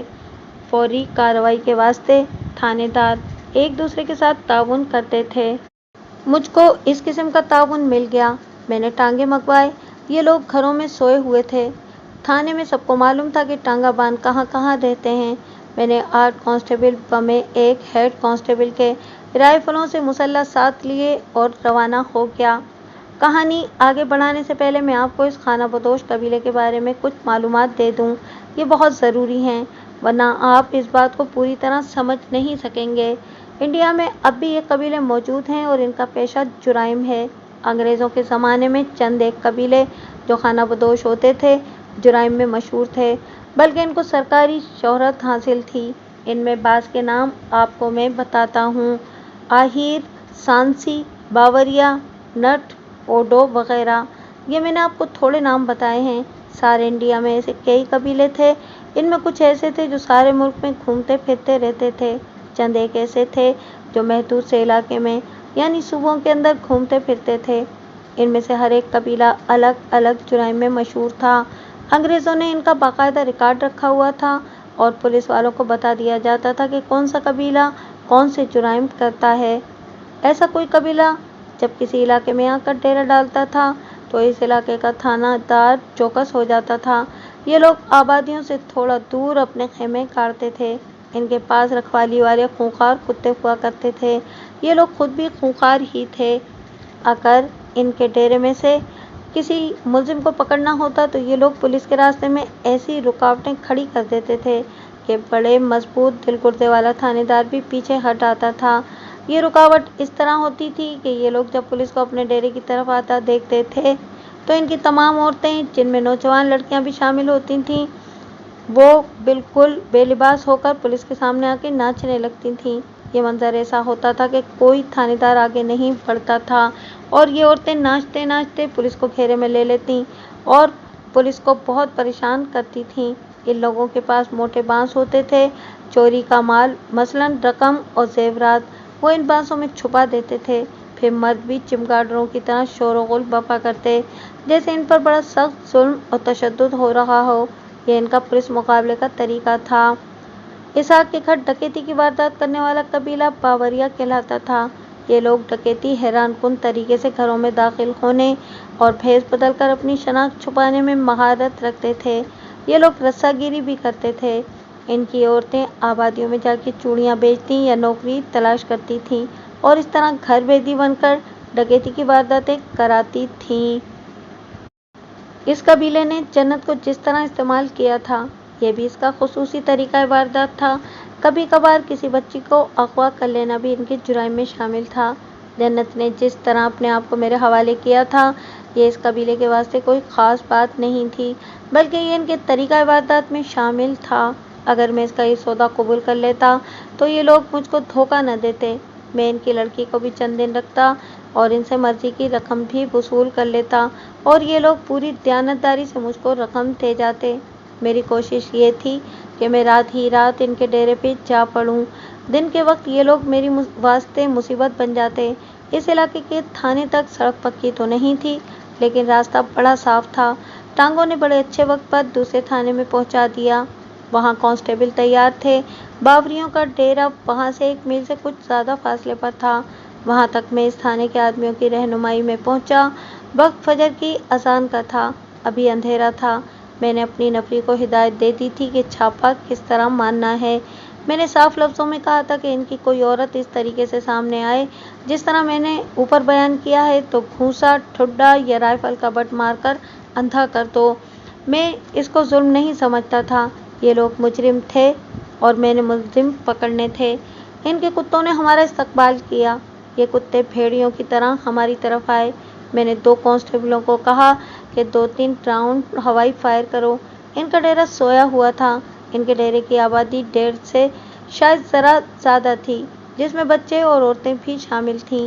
کتوں کے بھونکنے سے اور 6-7 گولیاں چلنے سے سارا ڈیرا جاگ اٹھا اور ایسی چیخ پکار شروع ہو گئی کہ اپنی آواز اپنے آپ کو بھی نہیں سنائی دیتی تھی۔ ان لوگوں کو معلوم تھا کہ پولیس آ گئی ہے اور انہوں نے کیا کرنا ہے۔ میں نے بڑی اونچی آواز میں کہا کہ جو کوئی جہاں ہے وہاں خاموشی سے کھڑا ہو جائے ورنہ میں گولی چلا دوں گا۔ ڈیرے کو میں نے گھیرے میں لے لیا تھا۔ کتے بھونک رہے تھے اور بار بار حملہ کرنے کے واسطے آتے تھے۔ ان کی تعداد 7-8 تھی۔ کہیں سے مجھ کو اس طرح آواز ایک آدمی کی اور ایک کتے کی آئی جیسے کتے نے اس پر حملہ کر دیا ہو۔ اس کے ساتھ ہی رائفل کی گولی چلی۔ کتے کا واویلا بلند ہوا اور ختم ہو گیا۔ میں سمجھ گیا کہ کسی کانسٹیبل نے ایک کتے کے گولی مار دی ہے۔ تم لوگ پولیس کے گھیرے میں ہو، میں نے اعلان کیا۔ کسی نے بھاگنے کی کوشش کی تو گولی سے مارا جائے گا۔ شور شرابہ کچھ کم ہو گیا تھا۔ میں نے بلند آواز سے کہا کہ قبیلے کے 2-4 بڑے میرے پاس آ جائیں۔ اس کے ساتھ ہی میں نے یہ اعلان بھی کیا کہ عورتیں الگ ہو کر بیٹھ جائیں ورنہ میں ان کو مروا دوں گا۔ میرا یہ اعلان سنتے ہی کئی عورتیں میری آواز پر دوڑی آئیں۔ اب تھوڑی دور سے بہت کچھ نظر آ جاتا تھا۔ میں نے دیکھا کہ وہ اسی طرح تھیں جس طرح کہ میں نے ابھی اوپر بیان کیا ہے اور ننگی گالیاں دے رہی تھیں۔ میں ذہنی طور پر اس کے واسطے تیار تھا۔ میں نے ریوالور نکال لیا اور میرے قریب جو 2 کانسٹیبل کھڑے تھے ان کو کہا کہ وہ 2 راؤنڈ ہوا میں فائر کریں۔ انہوں نے فائرنگ کی۔ اس کے ساتھ ہی میں نے بھی ریوالور سے 2 گولیاں فائر کر دیں۔ عورتیں غائب ہو گئیں۔ حملہ کر دو، میں نے حکم دیا، کوئی زندہ نہ رہے۔ میرا یہ حکم صرف لفظی تھا۔ مجھ کو اتنا اختیار حاصل نہیں تھا کہ میں حملے جیسا تشدد کرتا۔ میں نے پہلے ہی اپنی گارڈ کو بتا دیا تھا کہ میں یہ حکم دوں گا تو وہ دوڑ کر ان کے خیموں پر رائفل کے بٹ ماریں۔ और ऐसा शोर शराबा करें जैसे वो किसी को जिंदा नहीं छोड़ेंगे। मेरा ये फोका हमला कामयाब रहा। इनकी तरफ से आवाज़ आई कि पहले बड़ों से बात कर लो। इधर मैंने हुक्म दिया कि हमला रोक लो। 2-3 मिनट बाद 3-4 मोहम्मर खाना बदोश मेरे सामने खड़े थे। तुमने जन्नत के जरिए जो वारदात कराई है वो माल और मुलजिम मेरे हवाले कर दो, मैंने कहा। वो खामोशी से मेरे मुंह की तरफ देखते रहे। अब तुम्हारी कोई उस्तादी नहीं चलेगी, मैंने कहा। मैं हुक्म लेकर आया हूँ कि तुम लोग गड़बड़ करो तो तुम पर गोली चला दी जाए। मैं तुम पर रहम करूँगा, गोली नहीं चलाऊँगा, लेकिन तुम्हारे खैमे उखाड़ दूँगा और ज़रूरत पड़ी तो आग भी लगा दूँगा। माल बरामद करके छोड़ूँगा। मुझको यकीन था कि माल अभी महफूज है। वारदात को 1-2 दिन ही हुए थे। इन लोगों ने अभी जेवरात को तोड़ना था, फिर शहर जाकर ख़ास किस्म के सुनारों को देना था। मैंने इन तीनों को चुप देखा तो एक के मुंह पर पूरी कुव्वत से घूंसा मारा। वो था तो मेरे दादा की उम्र का, लेकिन वो मुजरिम था। उन्होंने मालूम नहीं क्या क्या जुल्म किए थे। थोड़ी और झकझक और बकबक के बाद वो चोरी का माल बरामद करने पे आमादा हो गए। इनका एक बड़ा मुझको अलग ले गया और उसने मुझको वही पेशकश की जो जन्नत पहले ही कर चुकी थी। इससे मुझको ये पता लगा कि जन्नत को इन लोगों ने ही बताया था कि वो पकड़ी जाए तो ये सौदा करे। मैं जो कुछ कर रहा हूँ दिखावे के लिए कर रहा हूँ। मैंने उसके साथ झूठ बोला और कहा, माल और मुलजिम मुझको दे दो, इनको बरी कराना मेरा काम है। मैंने कुछ कारगुजारी तो दिखानी है ना। मैं तुम लोगों से ज़्यादा पैसे नहीं लूँगा। ये लोग इतने सीधे नहीं थे कि मेरे झांसे में आ जाते। जुर्म करना और पुलिस को उंगलियों पर नचाना इनके आबा और अजदाद का पेशा था। मुझको ये लोग क्या समझते थे? इनको मालूम था कि माल बरामद हो गया और मुलजिम पुलिस के हवाले हो गए तो फिर कोई सौदा काम नहीं करता। मैंने देखा कि ये आदमी मेरी बात पर नहीं आ रहा था। तुम्हारी लड़की मेरे कब्जे में है, मैंने कहा। लड़की का खरीदार मेरे कब्जे में है। मैं तुमसे 3 मुलजिम मांग रहा हूँ। नहीं दोगे तो मैं यहाँ से 3 दर्जन आदमी पकड़ कर ले जाऊँगा।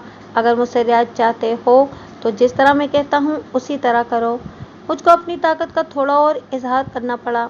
मेरे साथ नफरी बहुत थी और मैंने इनको ये भी दिखा दिया था कि मैं गोली चला सकता हूँ। वो माल बरामद करने पर आ गए। एक बांस में से जो ज़ाहिरी तौर पर किसी और काम के वास्ते लगता था, उन्होंने कुछ जेवरात निकाले। एक बूढ़ा कहने लगा कि बस यही माल है। बूढ़ा मेरे करीब खड़ा था। मैं ज़रा सा पीछे हटा और उसकी गर्दन पर लाठी की तरह अपना बाजू मारा। वो मुंह से अजीब सी आवाज़ निकालकर आगे को गिरा। मैंने हुक्म दिया, मारो सालों को। मेरे साथ जो 3-4 कांस्टेबल थे उन्होंने अपने करीब खड़े खाना बदोशों को राइफलों के बटों और घूंसों से पीटना शुरू कर दिया। मैं सारा माल मांग रहा हूँ, मैंने कहा। मुझको मालूम था कि जेवर कितना गया है। वो मुझको थोड़ी सी चीज़ें दे रहे थे। रोशनी साफ हो गई थी। मैंने एक तरफ देखा कि वहाँ वो औरतें खड़ी थीं जो अभी थोड़ी देर पहले हमें नंगी गालियाँ दे रही थीं। वो शायद मेरे रवैये को देखकर अपने किसी बड़े के इशारे पर आकर खड़ी हो गई थीं। इसी तरह कुछ मार पिटाई की, कुछ झूठी सौदेबाजी की और बहुत परेशान होकर इनका सारा माल बरामद मैंने करा लिया। रकम भी उन्होंने दे दी और फिर उन्होंने 3 मुलजिम मेरे सामने खड़े कर दिए। 2 आदमी मुझको अलग ले गए। हुजूर, एक ने कहा, आप हमारे डेरे पर आए हैं, खिदमत का मौका दें, यहाँ से खाली हाथ न जाएं। उसने औरतों की तरफ इशारा किया और बोला, जैसा भी माल चाहें हाजिर है। हम अपने वादे पर कायम रहेंगे, आप अपना वादा याद रखें। ऐसी बातें तो बहुत हुई थीं, मैं आपको क्या क्या सुनाऊं। मैं 3 मुलजिमों को बमे माले मसरूका अपने साथ ले आया। ये बरामदगी बाकायदा होनी चाहिए थी, लेकिन मैंने कोई मुशीनामा वगैरह तहरीर न किया। बाज़ हालात में ऐसे कागजात बाद में भी तैयार कर लिए जाते हैं। मैंने रास्ते में मुलजिमों को कहा कि वो थाने पहुंचते ही बड़े आराम से इकबाली बयान दे दें, जिस पर वो तैयार मालूम होते थे। बल्कि रास्ते में ही उन्होंने ये इतराफ़ कर लिया था कि उन्होंने ये वारदात की है। मैं जब अपने थाने में पहुंचा तो दिन के 2-2:30 बज रहे थे। तीनों में से एक को मैंने अलग कर लिया और अपने कमरे में ले जाकर उसको कहा कि वो अपना बयान दे। उसने बयान देना शुरू कर दिया। ये मैं आपको अपने अल्फाजों में सुना देता हूँ। जन्नत को इन लोगों ने बचपन में कहीं से अगवा किया था। मैंने इस पर ज़्यादा जोर न दिया। वजह इसकी ये थी कि मेरे पास अगवा की कोई रिपोर्ट नहीं थी। ये लोग कभी कभी किसी खूबसूरत बच्ची को अगवा करके पालते थे اور اس کو مختلف جرائم میں استعمال کرتے تھے۔ یہ لڑکیاں جب جوان ہو جاتی تھیں تو ان کی نظر میں عزت اور عصمت کی کوئی وقت نہیں رہتی تھی، نہ ان کے اندر کوئی جذبات ہوتے تھے، اور جنت اسی قسم کی لڑکی تھی۔ اسحاق شکار پر جایا کرتا تھا۔ ایک بار اس نے ان لوگوں کے ڈیرے کے قریب سے گزرتے جنت کو دیکھ لیا اور اس نے یہ سمجھ لیا کہ یہ لوگ عصمت فروش بھی ہوں گے۔ جنت کو اس نے اشارے کیے۔ جنت ہوشیار لڑکی تھی، اس نے جان لیا کہ یہ شکاری بڑا اچھا شکار معلوم ہوتا ہے۔ اس نے اشاروں کا جواب اشاروں سے دیا۔ اسحاق اس کے قریب گیا تو جنت نے ایسی ایکٹنگ کی جیسے وہ اسحاق کو دل دے بیٹھی ہو۔ پھر کب آؤ گے؟ جنت نے اسحاق سے پوچھا۔ کہو تو کل ہی آ جاؤں، اسحاق نے جواب دیا۔ ٹھیک ہے، اگر شادی کا ارادہ ہے تو آ جانا۔ جنت نے ایسی باتیں کی کہ اسحاق کو یہ دنیا جنت نظر آنے لگی۔ وہ دوسرے دن پھر وہاں جا پہنچا۔ جنت نے اپنے آدمیوں کو بتا دیا تھا کہ ایک شکاری جوان الو بن رہا ہے۔ ان لوگوں کا خیال تھا کہ جس آدمی کے پاس 2 نالی بندوق ہے وہ امیر آدمی ہوگا۔ اس ملاقات میں اسحاق جنت کے جال میں آ گیا۔ جنت کے آدمیوں نے بھی اسحاق کو دور سے دیکھا۔ 2 یا 3 اور ملاقاتوں کے بعد جنت نے اسحاق کو بتایا کہ وہ اگر 4-5 ہزار روپیہ رقم کا انتظام کر لے تو وہ جنت کو ساتھ لے جا سکتا ہے۔ میرے بابا سے آج ہی بات کر لو، جنت نے اس کو کہا۔ میں نے بابا کو بڑی مشکل سے منوایا ہے۔ یہ ہمارے قبیلے کا رواج ہے کہ نقد رقم لے کر شادی کے واسطے لڑکی دے دیتے ہیں۔ اسحاق اس قبیلے کے ایک بزرگ سے ملا۔ بزرگ نے اس پر اثر ڈالنے کے لیے کہا کہ وہ 5 ہزار پر اپنی لڑکی دے دے گا، لیکن شرط یہ ہے کہ اس نے لڑکی کو لے جا کر 2 دنوں کے اندر شادی نہ کی تو وہ اسحاق کو ایسے طریقے سے قتل کریں گے کہ کسی کو قاتل کی خبر بھی نہیں ملے گی۔ ہم بدکار لوگ نہیں، بوڑھے نے کہا، ہمارا بھی کوئی دین دھرم ہے۔ اسحاق کے ساتھ اس کے یہ دونوں دوست تھے۔ انہوں نے سودے بازی شروع کی تو 3 ہزار پر سودا طے ہو گیا۔ 4-5 روز بعد اسحاق دونوں دوستوں کے ساتھ رقم لے کر گیا اور لڑکی کو لے آیا۔ ان لوگوں کے کہنے پر اسحاق شام کے بعد گیا تھا۔ اس باوریے نے اپنے بیان میں مجھ کو بتایا کہ جنت کو انہوں نے پورا کام سمجھا دیا تھا۔ اس کو انہوں نے پوری ٹریننگ دی ہوئی تھی۔ اتفاق سے جنت کی عقل بھی بڑی تیز تھی۔ اسحاق نے 1-2 دنوں بعد اس کے ساتھ شادی کر لی اور اس قبیلے کی ایک عورت جو چوڑیاں بیچتی تھی جنت کے پاس جانے لگی۔ اس عورت نے ایک روز اپنے قبیلے میں آ کر بتایا کہ جنت نے ڈکیتی کے واسطے فلاں رات اور فلاں وقت بتایا ہے۔ یہ میں آپ کو بتا چکا ہوں کہ اس عورت کو جنت نے اسحاق کے گھر کے کمرے بھی دکھا دیے تھے اور زیورات والے ٹرنک کا رنگ اور نشانیاں بھی بتا دی تھیں۔ واردات کے واسطے جو اشارہ مقرر ہوا تھا وہ بلی کی میاؤں تھی۔ ان لوگوں کو یہ بھی بتا دیا گیا تھا کہ مکان میں داخل ہونے کا کوئی اور راستہ نہیں، دروازہ جنت نے کھولنا تھا۔ 3 آدمی کلاڑیوں سے مسلح ہو کر گئے۔ ایک نے اسحاق کے گھر کے بڑے دروازے کے کواڑوں کے درمیان منہ رکھ کر بلی کی آواز نکالی۔ جیسا کہ جنت نے اپنے بیان میں کہا تھا، وہ جاگ رہی تھی۔ اس نے اٹھ کر زنجیر کھول دی۔ یہ تو میں آپ کو بتا ہی چکا ہوں کہ انہوں نے یہ واردات کس طرح کی۔ اس شخص نے بھی یہ بتایا کہ انہوں نے سارے ٹرنکوں کے تالے اس واسطے توڑے تھے اور ان میں سے سامان نکال کر بکھیرا تھا کہ پولیس کو یہ شک نہ ہو کہ یہ واردات کسی گھر بھیدی نے کروائی ہے۔ کیا جنت نے اسحاق کے گھر سے بھاگ جانا تھا؟ میں نے پوچھا۔ لیکن اتنی جلدی نہیں، اس نے جواب دیا۔ اگر جنت فوراً بھاگ آتی تو اسحاق پولیس کو سیدھا ڈیرے پہ لے آتا۔ ہم جہاں بھی ہوتے آپ ہم کو ڈھونڈ لیتے۔ جنت نے 1 مہینے کے بعد بھاگنا تھا۔ وہ بھاگ جاتی تو بھی اسحاق پولیس کو تمہارے ڈیرے پر ہی لے کے آتا نا۔ اگر ایسا ہوتا تو ہم آپ کو دکھاتے کہ ہم کیا کرتے ہیں، اس نے کہا اور ہنس پڑا۔ اسحاق کو اپنی ہوش نہ رہتی۔ تم نے اتنی بڑی واردات کا اقبال کر لیا ہے، میں نے اس کو کہا۔ چھوٹی سی ایک اور واردات کا اقبال کر لو۔ وہ کون سی؟ تم تینوں نے ایک ساہوکار کے گھر واردات کی ہے، میں نے کہا، اسی گاؤں میں۔ وہ حیران ہو رہا تھا اور پوچھتا تھا کہ اس واردات میں کیا ہوا تھا۔ میں نے اس کو بتایا۔ جناب، آپ کیا بات کر رہے ہیں، اس نے کہا۔ کیا ہم 3 آدمی ساہوکار کے گھر صرف 8 ہزار روپیہ لینے گئے تھے؟ ہم ہوتے تو اس کا گھر خالی کر کے آتے۔ یہ کوئی اناڑی تھے۔ ہم بڑی وارداتیں کرتے ہیں، ہماری عورتیں چھوٹی چھوٹی چوریاں کرتی ہیں۔ میں نے اس کی بات مان لی۔ ساہوکار کے گھر کی واردات کسی استاد کی یا کسی پیشہ ور کی نہیں ہو سکتی تھی۔ اس کا مجھ کو کوئی خاص فکر بھی نہیں تھا۔ ساہوکار میرے سر سے ٹل گیا تھا۔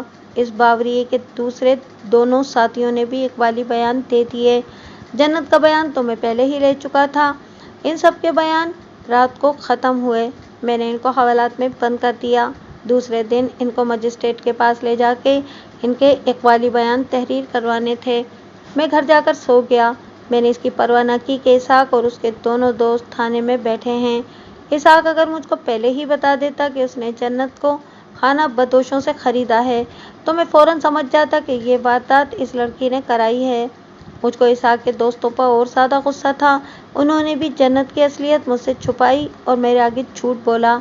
मैंने अपना गुस्सा इस तरह निकाला कि इनको थाने में बैठे रहने दिया। इनके साथ मैंने शुभ बात करनी थी। इस गुस्से के अलावा उन्होंने अपने खिलाफ शुबा पैदा कर दिया था। मैं सुबह जब थाने में दाखिल हुआ तो इसहाक मेरे पास दौड़ता हुआ आया और मुझसे पूछने लगा कि मैंने इसको कल से थाने में क्यों बिठाया हुआ है। इस वास्ते कि तुमने मेरे आगे इस खाना बदोश लड़की के बारे में झूठ बोला था। मैंने गुस्से से कहा, मैं तुम्हारा पूरा बयान लूँगा कि तुमने झूठ क्यों बोला है। तुमने जुर्म किया है। मैंने एक कांस्टेबल को आवाज़ दी और उसको कहा कि इसे अपने पास बिठाओ और इधर उधर मत जाने दो। वो हटा तो उसका एक दोस्त आ गया और उसने भी वही बात की कि मैंने इसको खामखा बिठाया हुआ है। मैं इसको अंदर ले गया और इससे पूछा कि उसने जन्नत के बारे में झूठ क्यों बोला था। इसहाक ने कहा था कि सही बात बताने से उसकी इज्जत खराब होगी। उसने कहा, तुम बकवास करते हो। मैंने उस पर गुस्सा निकालना शुरू कर दिया। बात कुछ और है। तुम लोगों ने एक जुर्म पेशा लड़की पर किसी खास वजह से पर्दा डालने की कोशिश की थी। फिर तुमने ये कहा कि इसहाक इस लड़की को उसके गांव से लाने गया था और तुम फला जगह खड़े थे। तुम्हारे दोस्त ने एक और जगह बताई। तुमने तफ्तीश को ख़राब करने की कोशिश की है। मैं तुमको इस जुर्म की सज़ा दिलाऊंगा। वो मेरी मन्नतें करने लगे। उसकी ज़बान उसके काबू से निकल गई। उसको समझ में नहीं आती थी कि क्या जवाब दे। एक तरफ तुम इसहाक के दोस्त बने हुए हो और दूसरी तरफ तुम्हारा उसके साथ लड़ाई झगड़ा है। मैंने कहा, मुझको बताओ कि ये चक्कर क्या है। मेरा उसके साथ कोई लड़ाई झगड़ा नहीं है। उसने कहा, मेरे साथ वाले की इसहाक के साथ बोलचाल भी बंद हो गई है। मैं आपसे माफ़ी मांगता हूँ। मेरी गलती माफ़ कर दें। मैं उसको बहुत परेशान करके माफ़ करना चाहता था। इन दोनों का इसहाक के साथ लड़ाई झगड़ा था या नहीं, मेरा इसके साथ कोई वास्ता नहीं था। मैं इनको डरा रहा था। इस शख्स को मैंने परेशान करके कांस्टेबल के हवाले कर दिया और इसके साथी को बुलाया। इस पर भी मैंने खूब गुस्सा छाड़ा और उसको भी वही धमकियाँ दी जो उसके दोस्त को दी थीं। अब ये बताओ कि इसहाक के साथ तुम्हारी बोलचाल क्यों बंद है। मैंने पूछा और ये भी कहा, तुम्हारा दोस्त मुझको वजह बता चुका है। अब देखता हूँ कि तुम क्या कहते हो। ये लोग कल से थाने में बैठे हुए थे। इनकी रात भी इधर ही गुजरी थी। एक तो थाने का खौफ था, इसके साथ बेआरामी थी और ये डर भी कि मालूम नहीं थानेदार और क्या पूछेगा। इनकी हालत बहुत ख़राब थी। अब इसहाक के जिस दोस्त को मैंने अपने सामने बिठाया हुआ था, इसे इसहाक के साथ लड़ाई झगड़े की वजह पूछी तो उसकी हालत और ज़्यादा ख़राब हो गई। उसके होंठ घबराहट की शिद्दत से सफ़ेद पड़ गए। मेरे दोस्त ने आपको क्या बताया है। उसने पूछा। मुझ पर कोई सवाल ना करो। मैंने गुस्से से कहा, मेरे सवाल का जवाब दो। इसकी तो ज़बान ही बंद हो गई। 2-3 बार उसने बोलने की कोशिश की लेकिन बोल ना सका। उसकी ये हालत देखकर मुझे और गुस्सा आ गया। मैंने इस पर इस तरह गुस्सा झाड़ा जैसे इसने कोई संगीन जुर्म किया हो। तुम्हारा और इसहाक का और तुम्हारे दोस्त का जुर्म मामूली नहीं। मैंने गुस्से में कहा। इस शख्स का हौसला जवाब दे गया।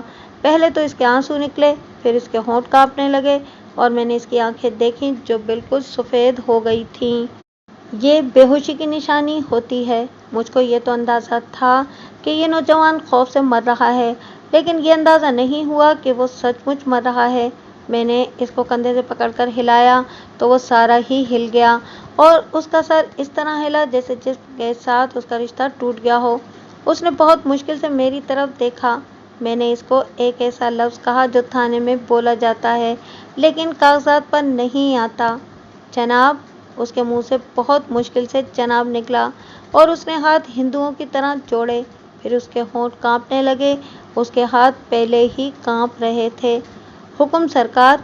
मैंने कहा। आप उसकी ज़बान उसके काबू में नहीं आ रही थी। मज़ीद कोशिश से उसने पूछा, आप किसी को वादा माफ गवाह क्या कहते हैं उसको। हाँ, सुल्तानी गवाह बनाया करते हैं। तुम सुल्तानी गवाह बनना चाहते हो। मैंने वैसे ही ये बात कह दी। ان لوگوں کا جرم ایسا سنگین نہیں تھا، بلکہ مجھ کو ان دونوں جوانوں کی بطور گواہ ضرورت تھی۔ ان سے گواہی دلانی تھی کہ اسحاق نے جنت کو باوریوں سے خریدا تھا۔ ہاں جی، اس نے کہا، مجھ کو سلطانی گواہ بنا لیں اور سزا کی معافی دے دیں۔ بن گئے تم سلطانی گواہ؟ میں نے کہا، ہو گئی معافی، بولو۔ اب میں بیان دوں؟ اس نے پوچھا۔ میں نے سمجھا کہ اس کے دماغ پر تھانے اور میرے غصے نے بہت برا اثر کیا ہے اور اب یہ ادھر ادھر کی ہوائیاں چھوڑ رہا ہے۔ میں نے اس کا تماشا دیکھنے کے واسطے کہہ دیا کہ ہاں، بیان دو۔ اس نے جب بیان کے پہلے لفظ نکالے تو مجھ کو یقین ہو گیا کہ اس کے دماغ کی کوئی ضروری رگ ماری گئی ہے۔ وہ جو ہندو ساہوکار کے گھر ڈکیتی ہوئی تھی نا، اس نے کہا، وہ میں نے، اسحاق نے اور ہمارے اس دوست نے کی تھی جو یہاں تھانے میں ہے۔ میں نے ایک کانسٹیبل سے پانی منگوا کر اس کو پلایا اور پوچھا کہ وہ حقہ سگریٹ پیتا ہے۔ میں اس کو نارمل حالت میں لانے کی کوشش کر رہا تھا۔ ہاں ہاں حضور، اس نے بلبلا کر کہا، کل سے حقے کا ایک سٹا بھی نہیں ملا، سگریٹ پلا دو۔ میں نے سگریٹ کا پیکٹ اور ماچس اس کے آگے رکھ دی۔ اس نے جھپٹ کر پیکٹ اور ماچس اٹھائی اور بڑی تیزی سے سگریٹ سلگا کر اتنا لمبا کش لیا کہ اسی ایک کش میں سگریٹ آدھا کر دیا۔ تم ہوش و حواس میں ہو؟ میں نے پوچھا۔ جو کہہ رہے ہو اس کو سمجھتے ہو؟ ہاں جی، اس نے کہا، آپ نے مجھ کو سلطانی گواہ بنا لیا ہے نا؟ بنا لیا ہے یار، بنا لیا ہے، میں نے ذرا چھنچھلا کر کہا، لیکن تم ذرا ہوش کی بات کرو۔ وہ اب ہوش میں آ گیا تھا، میں بھی ہوش میں آ گیا اور باقاعدہ طور پر اس کا بیان لینے لگا۔ ایس آئی کو بلا کر میں نے کہا کہ وہ تینوں باوریوں اور جنت کو مجسٹریٹ کے پاس لے جا کر اقبالی بیان ریکارڈ کرا لے۔ مجھ کو کچھ یقین تھا کہ یہ پکے مجرم ہیں، یہ مجسٹریٹ کو اقبالی بیان نہیں دیں گے۔ مجھ کو اس کا غم نہیں تھا، میں مقدمہ مضبوط بنانے کا تجربہ رکھتا تھا۔ ایس آئی ان کو لے گیا۔ مجسٹریٹ درجہ اول، جس کے پاس دفعہ 30 کے اختیارات تھے، 30 میل دور ضلع میں تھا۔ ملزموں کو ہتھکڑیوں میں وہاں لے جایا جا رہا تھا۔ میرے سامنے جو ملزم بیٹھا ہوا تھا، میں نے اس کا بیان لیا۔ میں اس کو ذرا مختصر کر کے اسی کے الفاظ میں سناتا ہوں۔ اسحاق 3 بہنوں میں اکیلا بھائی ہے، اس نے کہا۔ اس کو بہت پیار ملا ہے، باپ مر گیا تو جائیداد اسی کو مل گئی۔ یہ اس طرح خراب نہیں ہوا جس طرح اکلوتے اور لاڈلے بیٹے خراب ہو جاتے ہیں۔ یہ آوارہ اور بدمعاش بھی نہیں ہوا، لیکن اس میں کچھ زیادہ دلیری اور بے خوفی پیدا ہو گئی۔ اس نے شکار کو اپنا شغل بنا لیا۔ میں اور نظام شروع سے ہی اس کے دوست تھے۔ سچی بات یہ ہے جی کہ اسحاق شاخرچ آدمی ہے۔ یہ ہم دونوں کو کھلاتا پلاتا رہتا تھا۔ کبھی کبھار ہم کو شہر لے جا کر سینما اور تھیٹر دکھاتا تھا۔ ہمارے بغیر یہ کبھی شکار پر نہیں گیا تھا۔ کیا یہ بہت امیر باپ کا بیٹا ہے؟ میں نے پوچھا۔ نہیں، اس نے جواب دیا، امیری والی کوئی بات نہیں، بس درمیانہ درجہ سمجھ لیں۔ ماں سے جتنے پیسے مانگتا ہے وہ دے دیتی ہے۔ ایک روز ہم ایک اور طرف شکار کے واسطے نکل گئے۔ وہاں ہم نے خانہ بدوشوں کا ڈیرا دیکھا۔ ان کی ایک بڑی خوبصورت لڑکی ہمارے قریب آ گئی۔ اسحاق نے کہا کہ یہ لڑکی مجھے بہت پسند آئی ہے۔ یہ لڑکی جنت تھی۔ یہ میں آپ کو جنت اور اس کے قبیلے کے تینوں آدمیوں کے بیانات میں سنا چکا ہوں کہ جنت کے ساتھ اسحاق کا تعلق کس طرح پیدا ہوا تھا اور اس نے جنت کو کس طرح خریدا تھا۔ 3000 پر سودا ہو گیا، اس نے بیان دیتے ہوئے کہا، لیکن اسحاق کے پاس پورے 500 روپیہ بھی نہیں تھا۔ اس نے ہم کو بتایا تو ہم نے دونوں نے اس کو کہا کہ اتنی رقم کوئی نواب یا مہاراجا ہی دے سکتا ہے، تم اس لڑکی کو دماغ سے اتار دو۔ یہ کہنے لگا کہ میں اپنی زمین بیچ کر بھی اس لڑکی کو حاصل کروں گا۔ یہ زمین نہیں بیچ سکتا تھا، وجہ یہ تھی کہ اس کی ماں اس کے سر پر تھی اور اس کا تایا بھی تھا، لیکن اسحاق کی حالت یہ تھی جیسے اس لڑکی کے بغیر یہ زندہ نہیں رہ سکے گا۔ ہمارا چونکہ یہ جگری یار تھا، اس واسطے یہ ہم کو تنگ کرتا تھا کہ کچھ کرو۔ ہم کو شرم دلاتا تھا کہ میں نے تم کو اتنا مال کھلایا ہوا ہے اور تمہارے ساتھ اتنا پیار ہے، لیکن وقت پر تم میری کوئی مدد نہیں کرتے۔ ہمارے دماغوں پر ایسا الٹا اثر ہوا کہ ہم یہ سوچنے لگے کہ اس کو رقم کہاں سے لا کر دی جائے۔ میرے دوست نظام کے دماغ میں ایک ترکیب آ گئی۔ اس نے اس ہندو ساہوکار کا نام لیا اور کہنے لگا کہ اس کے گھر میں اس کے سوا کوئی دوسرا مرد نہیں اور اس کے گھر میں داخل ہونے کا راستہ بھی آسان ہے۔ رات کو اس کے گھر میں داخل ہو کر ڈاکہ مارتے ہیں۔ ہم تینوں نے اس ترکیب پر غور کیا تو میں نے ان کو مشورہ دیا کہ ہم پورا ڈاکہ نہیں ماریں گے، ساہوکار کو جگا کر کہیں گے کہ 3000 روپیہ ہمارے حوالے کر دو، इसहाक ने कहा कि साहूकार से अगर रकम इसी तरह लेनी है तो 3,000 से ज़्यादा लेंगे। ज़्यादा इस वास्ते लेंगे कि इसमें से कुछ रकम तुम दोनों ले लेना और कुछ रकम से मैं इस लड़की के वास्ते जेवर बनवाऊंगा। हमने कहा कि ये ठीक है। इस तरह हमने ये मामला पक्का कर लिया। हमने ये भी सोच लिया कि दीवार के ऊपर से हम किस तरह अंदर जाएंगे। आधी रात के बाद का वक्त था। हम तीनों साहूकार के घर दीवार के करीब पहुंच गए। मैं दीवार के साथ पीठ लगाकर खड़ा हो गया। इसहाक ने मेरे हाथों पर पाँव रखे और मेरे कंधे पे चढ़कर दीवार के ऊपर से अंदर की तरफ कूद गया। इसके पाँव में जूती नहीं थी। इसने अंदर से बाहर वाला दरवाज़ा खोल दिया। हम दोनों अंदर गए। हमारे पास कुल्हाड़ियाँ थीं और हमने मुंह और सर पगड़ियों में लपेटे हुए थे। इसहाक ने साहूकार को जगाया। हमने इसके घर की औरतों को जगाया और कहा कि किसी ने ऊंची सांस ली तो उसको काट के रख देंगे। इसहाक ने साहूकार को कहा कि 8,000 रुपया नकद दे दो और चुप करके सो जाओ, हम और कुछ नहीं लूटेंगे। साहूकार पहले तो मिन्नतें करने लगा, लेकिन उसको हमने डराया तो उसने बड़े आराम से 8,000 रुपया इसहाक के हवाले कर दिया। फिर हम वहाँ से निकल आए। साहूकार और उसकी औरतों ने तुम्हारे पीछे शोर नहीं मचाया? मैंने पूछा। बहुत जी, उसने जवाब दिया। उन्होंने ऐसा शोर मचाया कि सारा गांव जाग पड़ा। इसकी मदद के वास्ते सबसे पहले हम तीनों पहुंचे। हमने पगड़ियां उतार ली थीं और कुल्हाड़ियां हमारे हाथों में थीं। इसकी औरतें भी इसके साथ बाहर निकल आई थीं। हमने पूछा कि क्या हुआ, क्या हुआ? साहूकार की तो जबान भी लड़खड़ा रही थी। कभी कहता इधर गए हैं, कभी कहता उधर गए हैं, फिर धाड़े मार मार कर रोने लगा। गांव के बहुत से लोग जमा हो गए। हमने लोगों को वैसे ही कहा कि चोर अभी दूर नहीं गए होंगे, चलो इधर उधर दौड़ो और देखो। हम तीनों एक तरफ को दौड़ पड़े और गांव के आदमी टोलियों में तकसीम होकर जिधर को मुंह आया उधर को दौड़े। फिर सब बारी बारी वापस आ गए। तुम दोनों ने अपना हिस्सा वसूल कर लिया था? मैंने पूछा। कहाँ जी, उसने जवाब दिया। इसी पर तो हमारी दुश्मनी शुरू हुई है। फिर क्या हुआ? मैंने पूछा। फिर इस रकम से इसहाक ने जन्नत को खरीद लिया। वो दिन गुजरा और रात को हम तीनों जन्नत को लेने गए। उसने कहा। खाना बदोशों ने यही वक्त बताया था। हमने 3,000 रुपया अदा किया और जन्नत हमारे साथ आ गई। फिर इसकी इसहाक के साथ शादी भी हो गई। तब हमने इसहाक से कहा कि बाकी 5,000 रुपया हमारे हवाले कर दे। उसने कहा कि वो है ही तुम्हारा माल, वो मैं तुमको दे दूंगा। हम तसल्ली में रहे। 2-3 दिन और गुजर गए तो हमने फिर इसहाक को कहा कि वो रकम हमको दे दे। उसने कहा कि इस रकम से मैंने जन्नत के लिए जेवर खरीद लिया है। वो हमको बताए बगैर शहर चला गया था और जेवर ले आया था। हमको बिल्कुल पता नहीं कि उसने पूरे 5,000 का जेवर खरीदा था या थोड़े पैसों का। वो 5,000 का बताता था, जो हम नहीं मानते थे। 5,000 का जेवर तो कोई बादशाह खरीदा करता है। हम समझ गए कि इसहाक हमारे साथ दगा कर रहा है। यहाँ से हमारी दोस्ती टूटी और उसके साथ लड़ाई झगड़ा भी हुआ। फिर हमारी बोलचाल बंद हो गई। खुदा ने इंसाफ किया और इसहाक के घर से इस हराम के जेवर के साथ साथ वो जेवर भी निकल गया जो इसकी माँ ने थोड़ा थोड़ा करके मालूम नहीं कितनी मुद्दत में बनाया था। इसमें इसकी माँ का जेवर भी था। मुझको एक और शक है, मैंने इससे पूछा। ऐसा तो नहीं कि इसहाक के घर जो डाका पड़ा है इस पे तुम्हारा हाथ भी हो? नहीं जी, उसने जवाब में कहा। मैं अपने जुर्म का इकरार कर रहा हूँ। अगर मैं इस डाके में शामिल होता तो ये भी आपको बता देता। मैंने इस पर बहुत जिरा की और इस तरह इसका बयान मुकम्मल हो गया। मैंने कुछ सोचकर इस शख्स को वादा माफ गवाह बनाने का पक्का इरादा कर लिया। इसको मैंने दोनों वारदातों में गवाह के तौर पर अदालत में ले जाना था। इधर इसने ये गवाही देनी थी कि जन्नत को खरीद कर लाया गया था। इसहाक और निज़ाम वारदात के मुलजिम थे। इस वास्ते इन पर मैं एतबार नहीं कर सकता था कि बावरियों के खिलाफ गवाही देते। इसहाक और निज़ाम ने भी जुर्म का इकबाल कर लिया।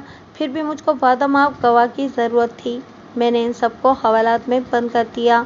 शाम से पहले पहले ASI आ गया। उसने बताया कि तीनों बावरियों और जन्नत ने मजिस्ट्रेट के सामने बयान देकर अंगूठे लगा दिए हैं। इनको जेल की हवालात में भेज दिया गया था। मुझको यकीन था कि कोर्ट में जाकर ये सब अपने इकबाली बयान से मुनहरिफ हो जाएंगे। मेरी ये कहानी सुनने वाले बाद साहिबान शायद हैरान होंगे कि इन 3 नौजवानों ने डकैती की वारदात इतनी दिलेरी से की, जबकि ऐसी वारदातें तो पेशावर डकैत किया करते हैं। पुलिस की नज़र में इंसान की कोई भी हरकत हैरान करने वाली नहीं होती। मेरे वास्ते ये केस हैरानी वाला नहीं था। एक बार बड़े अच्छे और इज्जत वाले और तालीम वाले खानदानों के 3 लड़के डकैती में पकड़े गए थे। इनमें एक हिंदू था और 2 मुसलमान। ये मौके पर पकड़े गए थे और सब लोग कहते थे कि ये कोई दुश्मनी वाला मामला है, वरना ये लड़के तो बड़े शरीफ और ऊंचे खानदानों के हैं।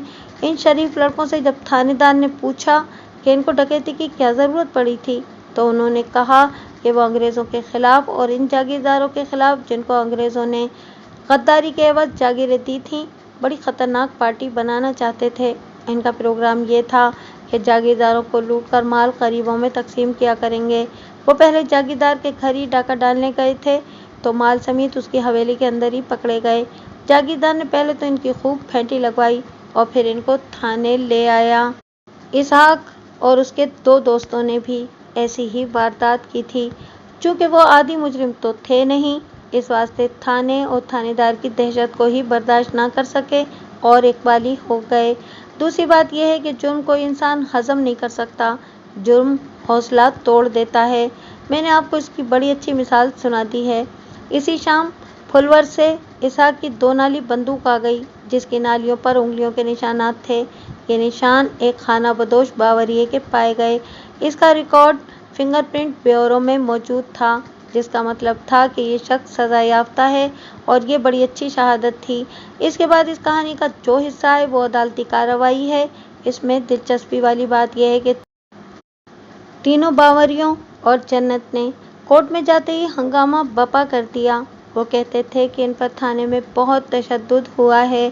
जन्नत चूँकि औरत थी, इस वास्ते उसने कहा कि थानेदार ने मुझको 3-4 रोज़ एक कमरे में बंद करके बहुत ख़राब किया है।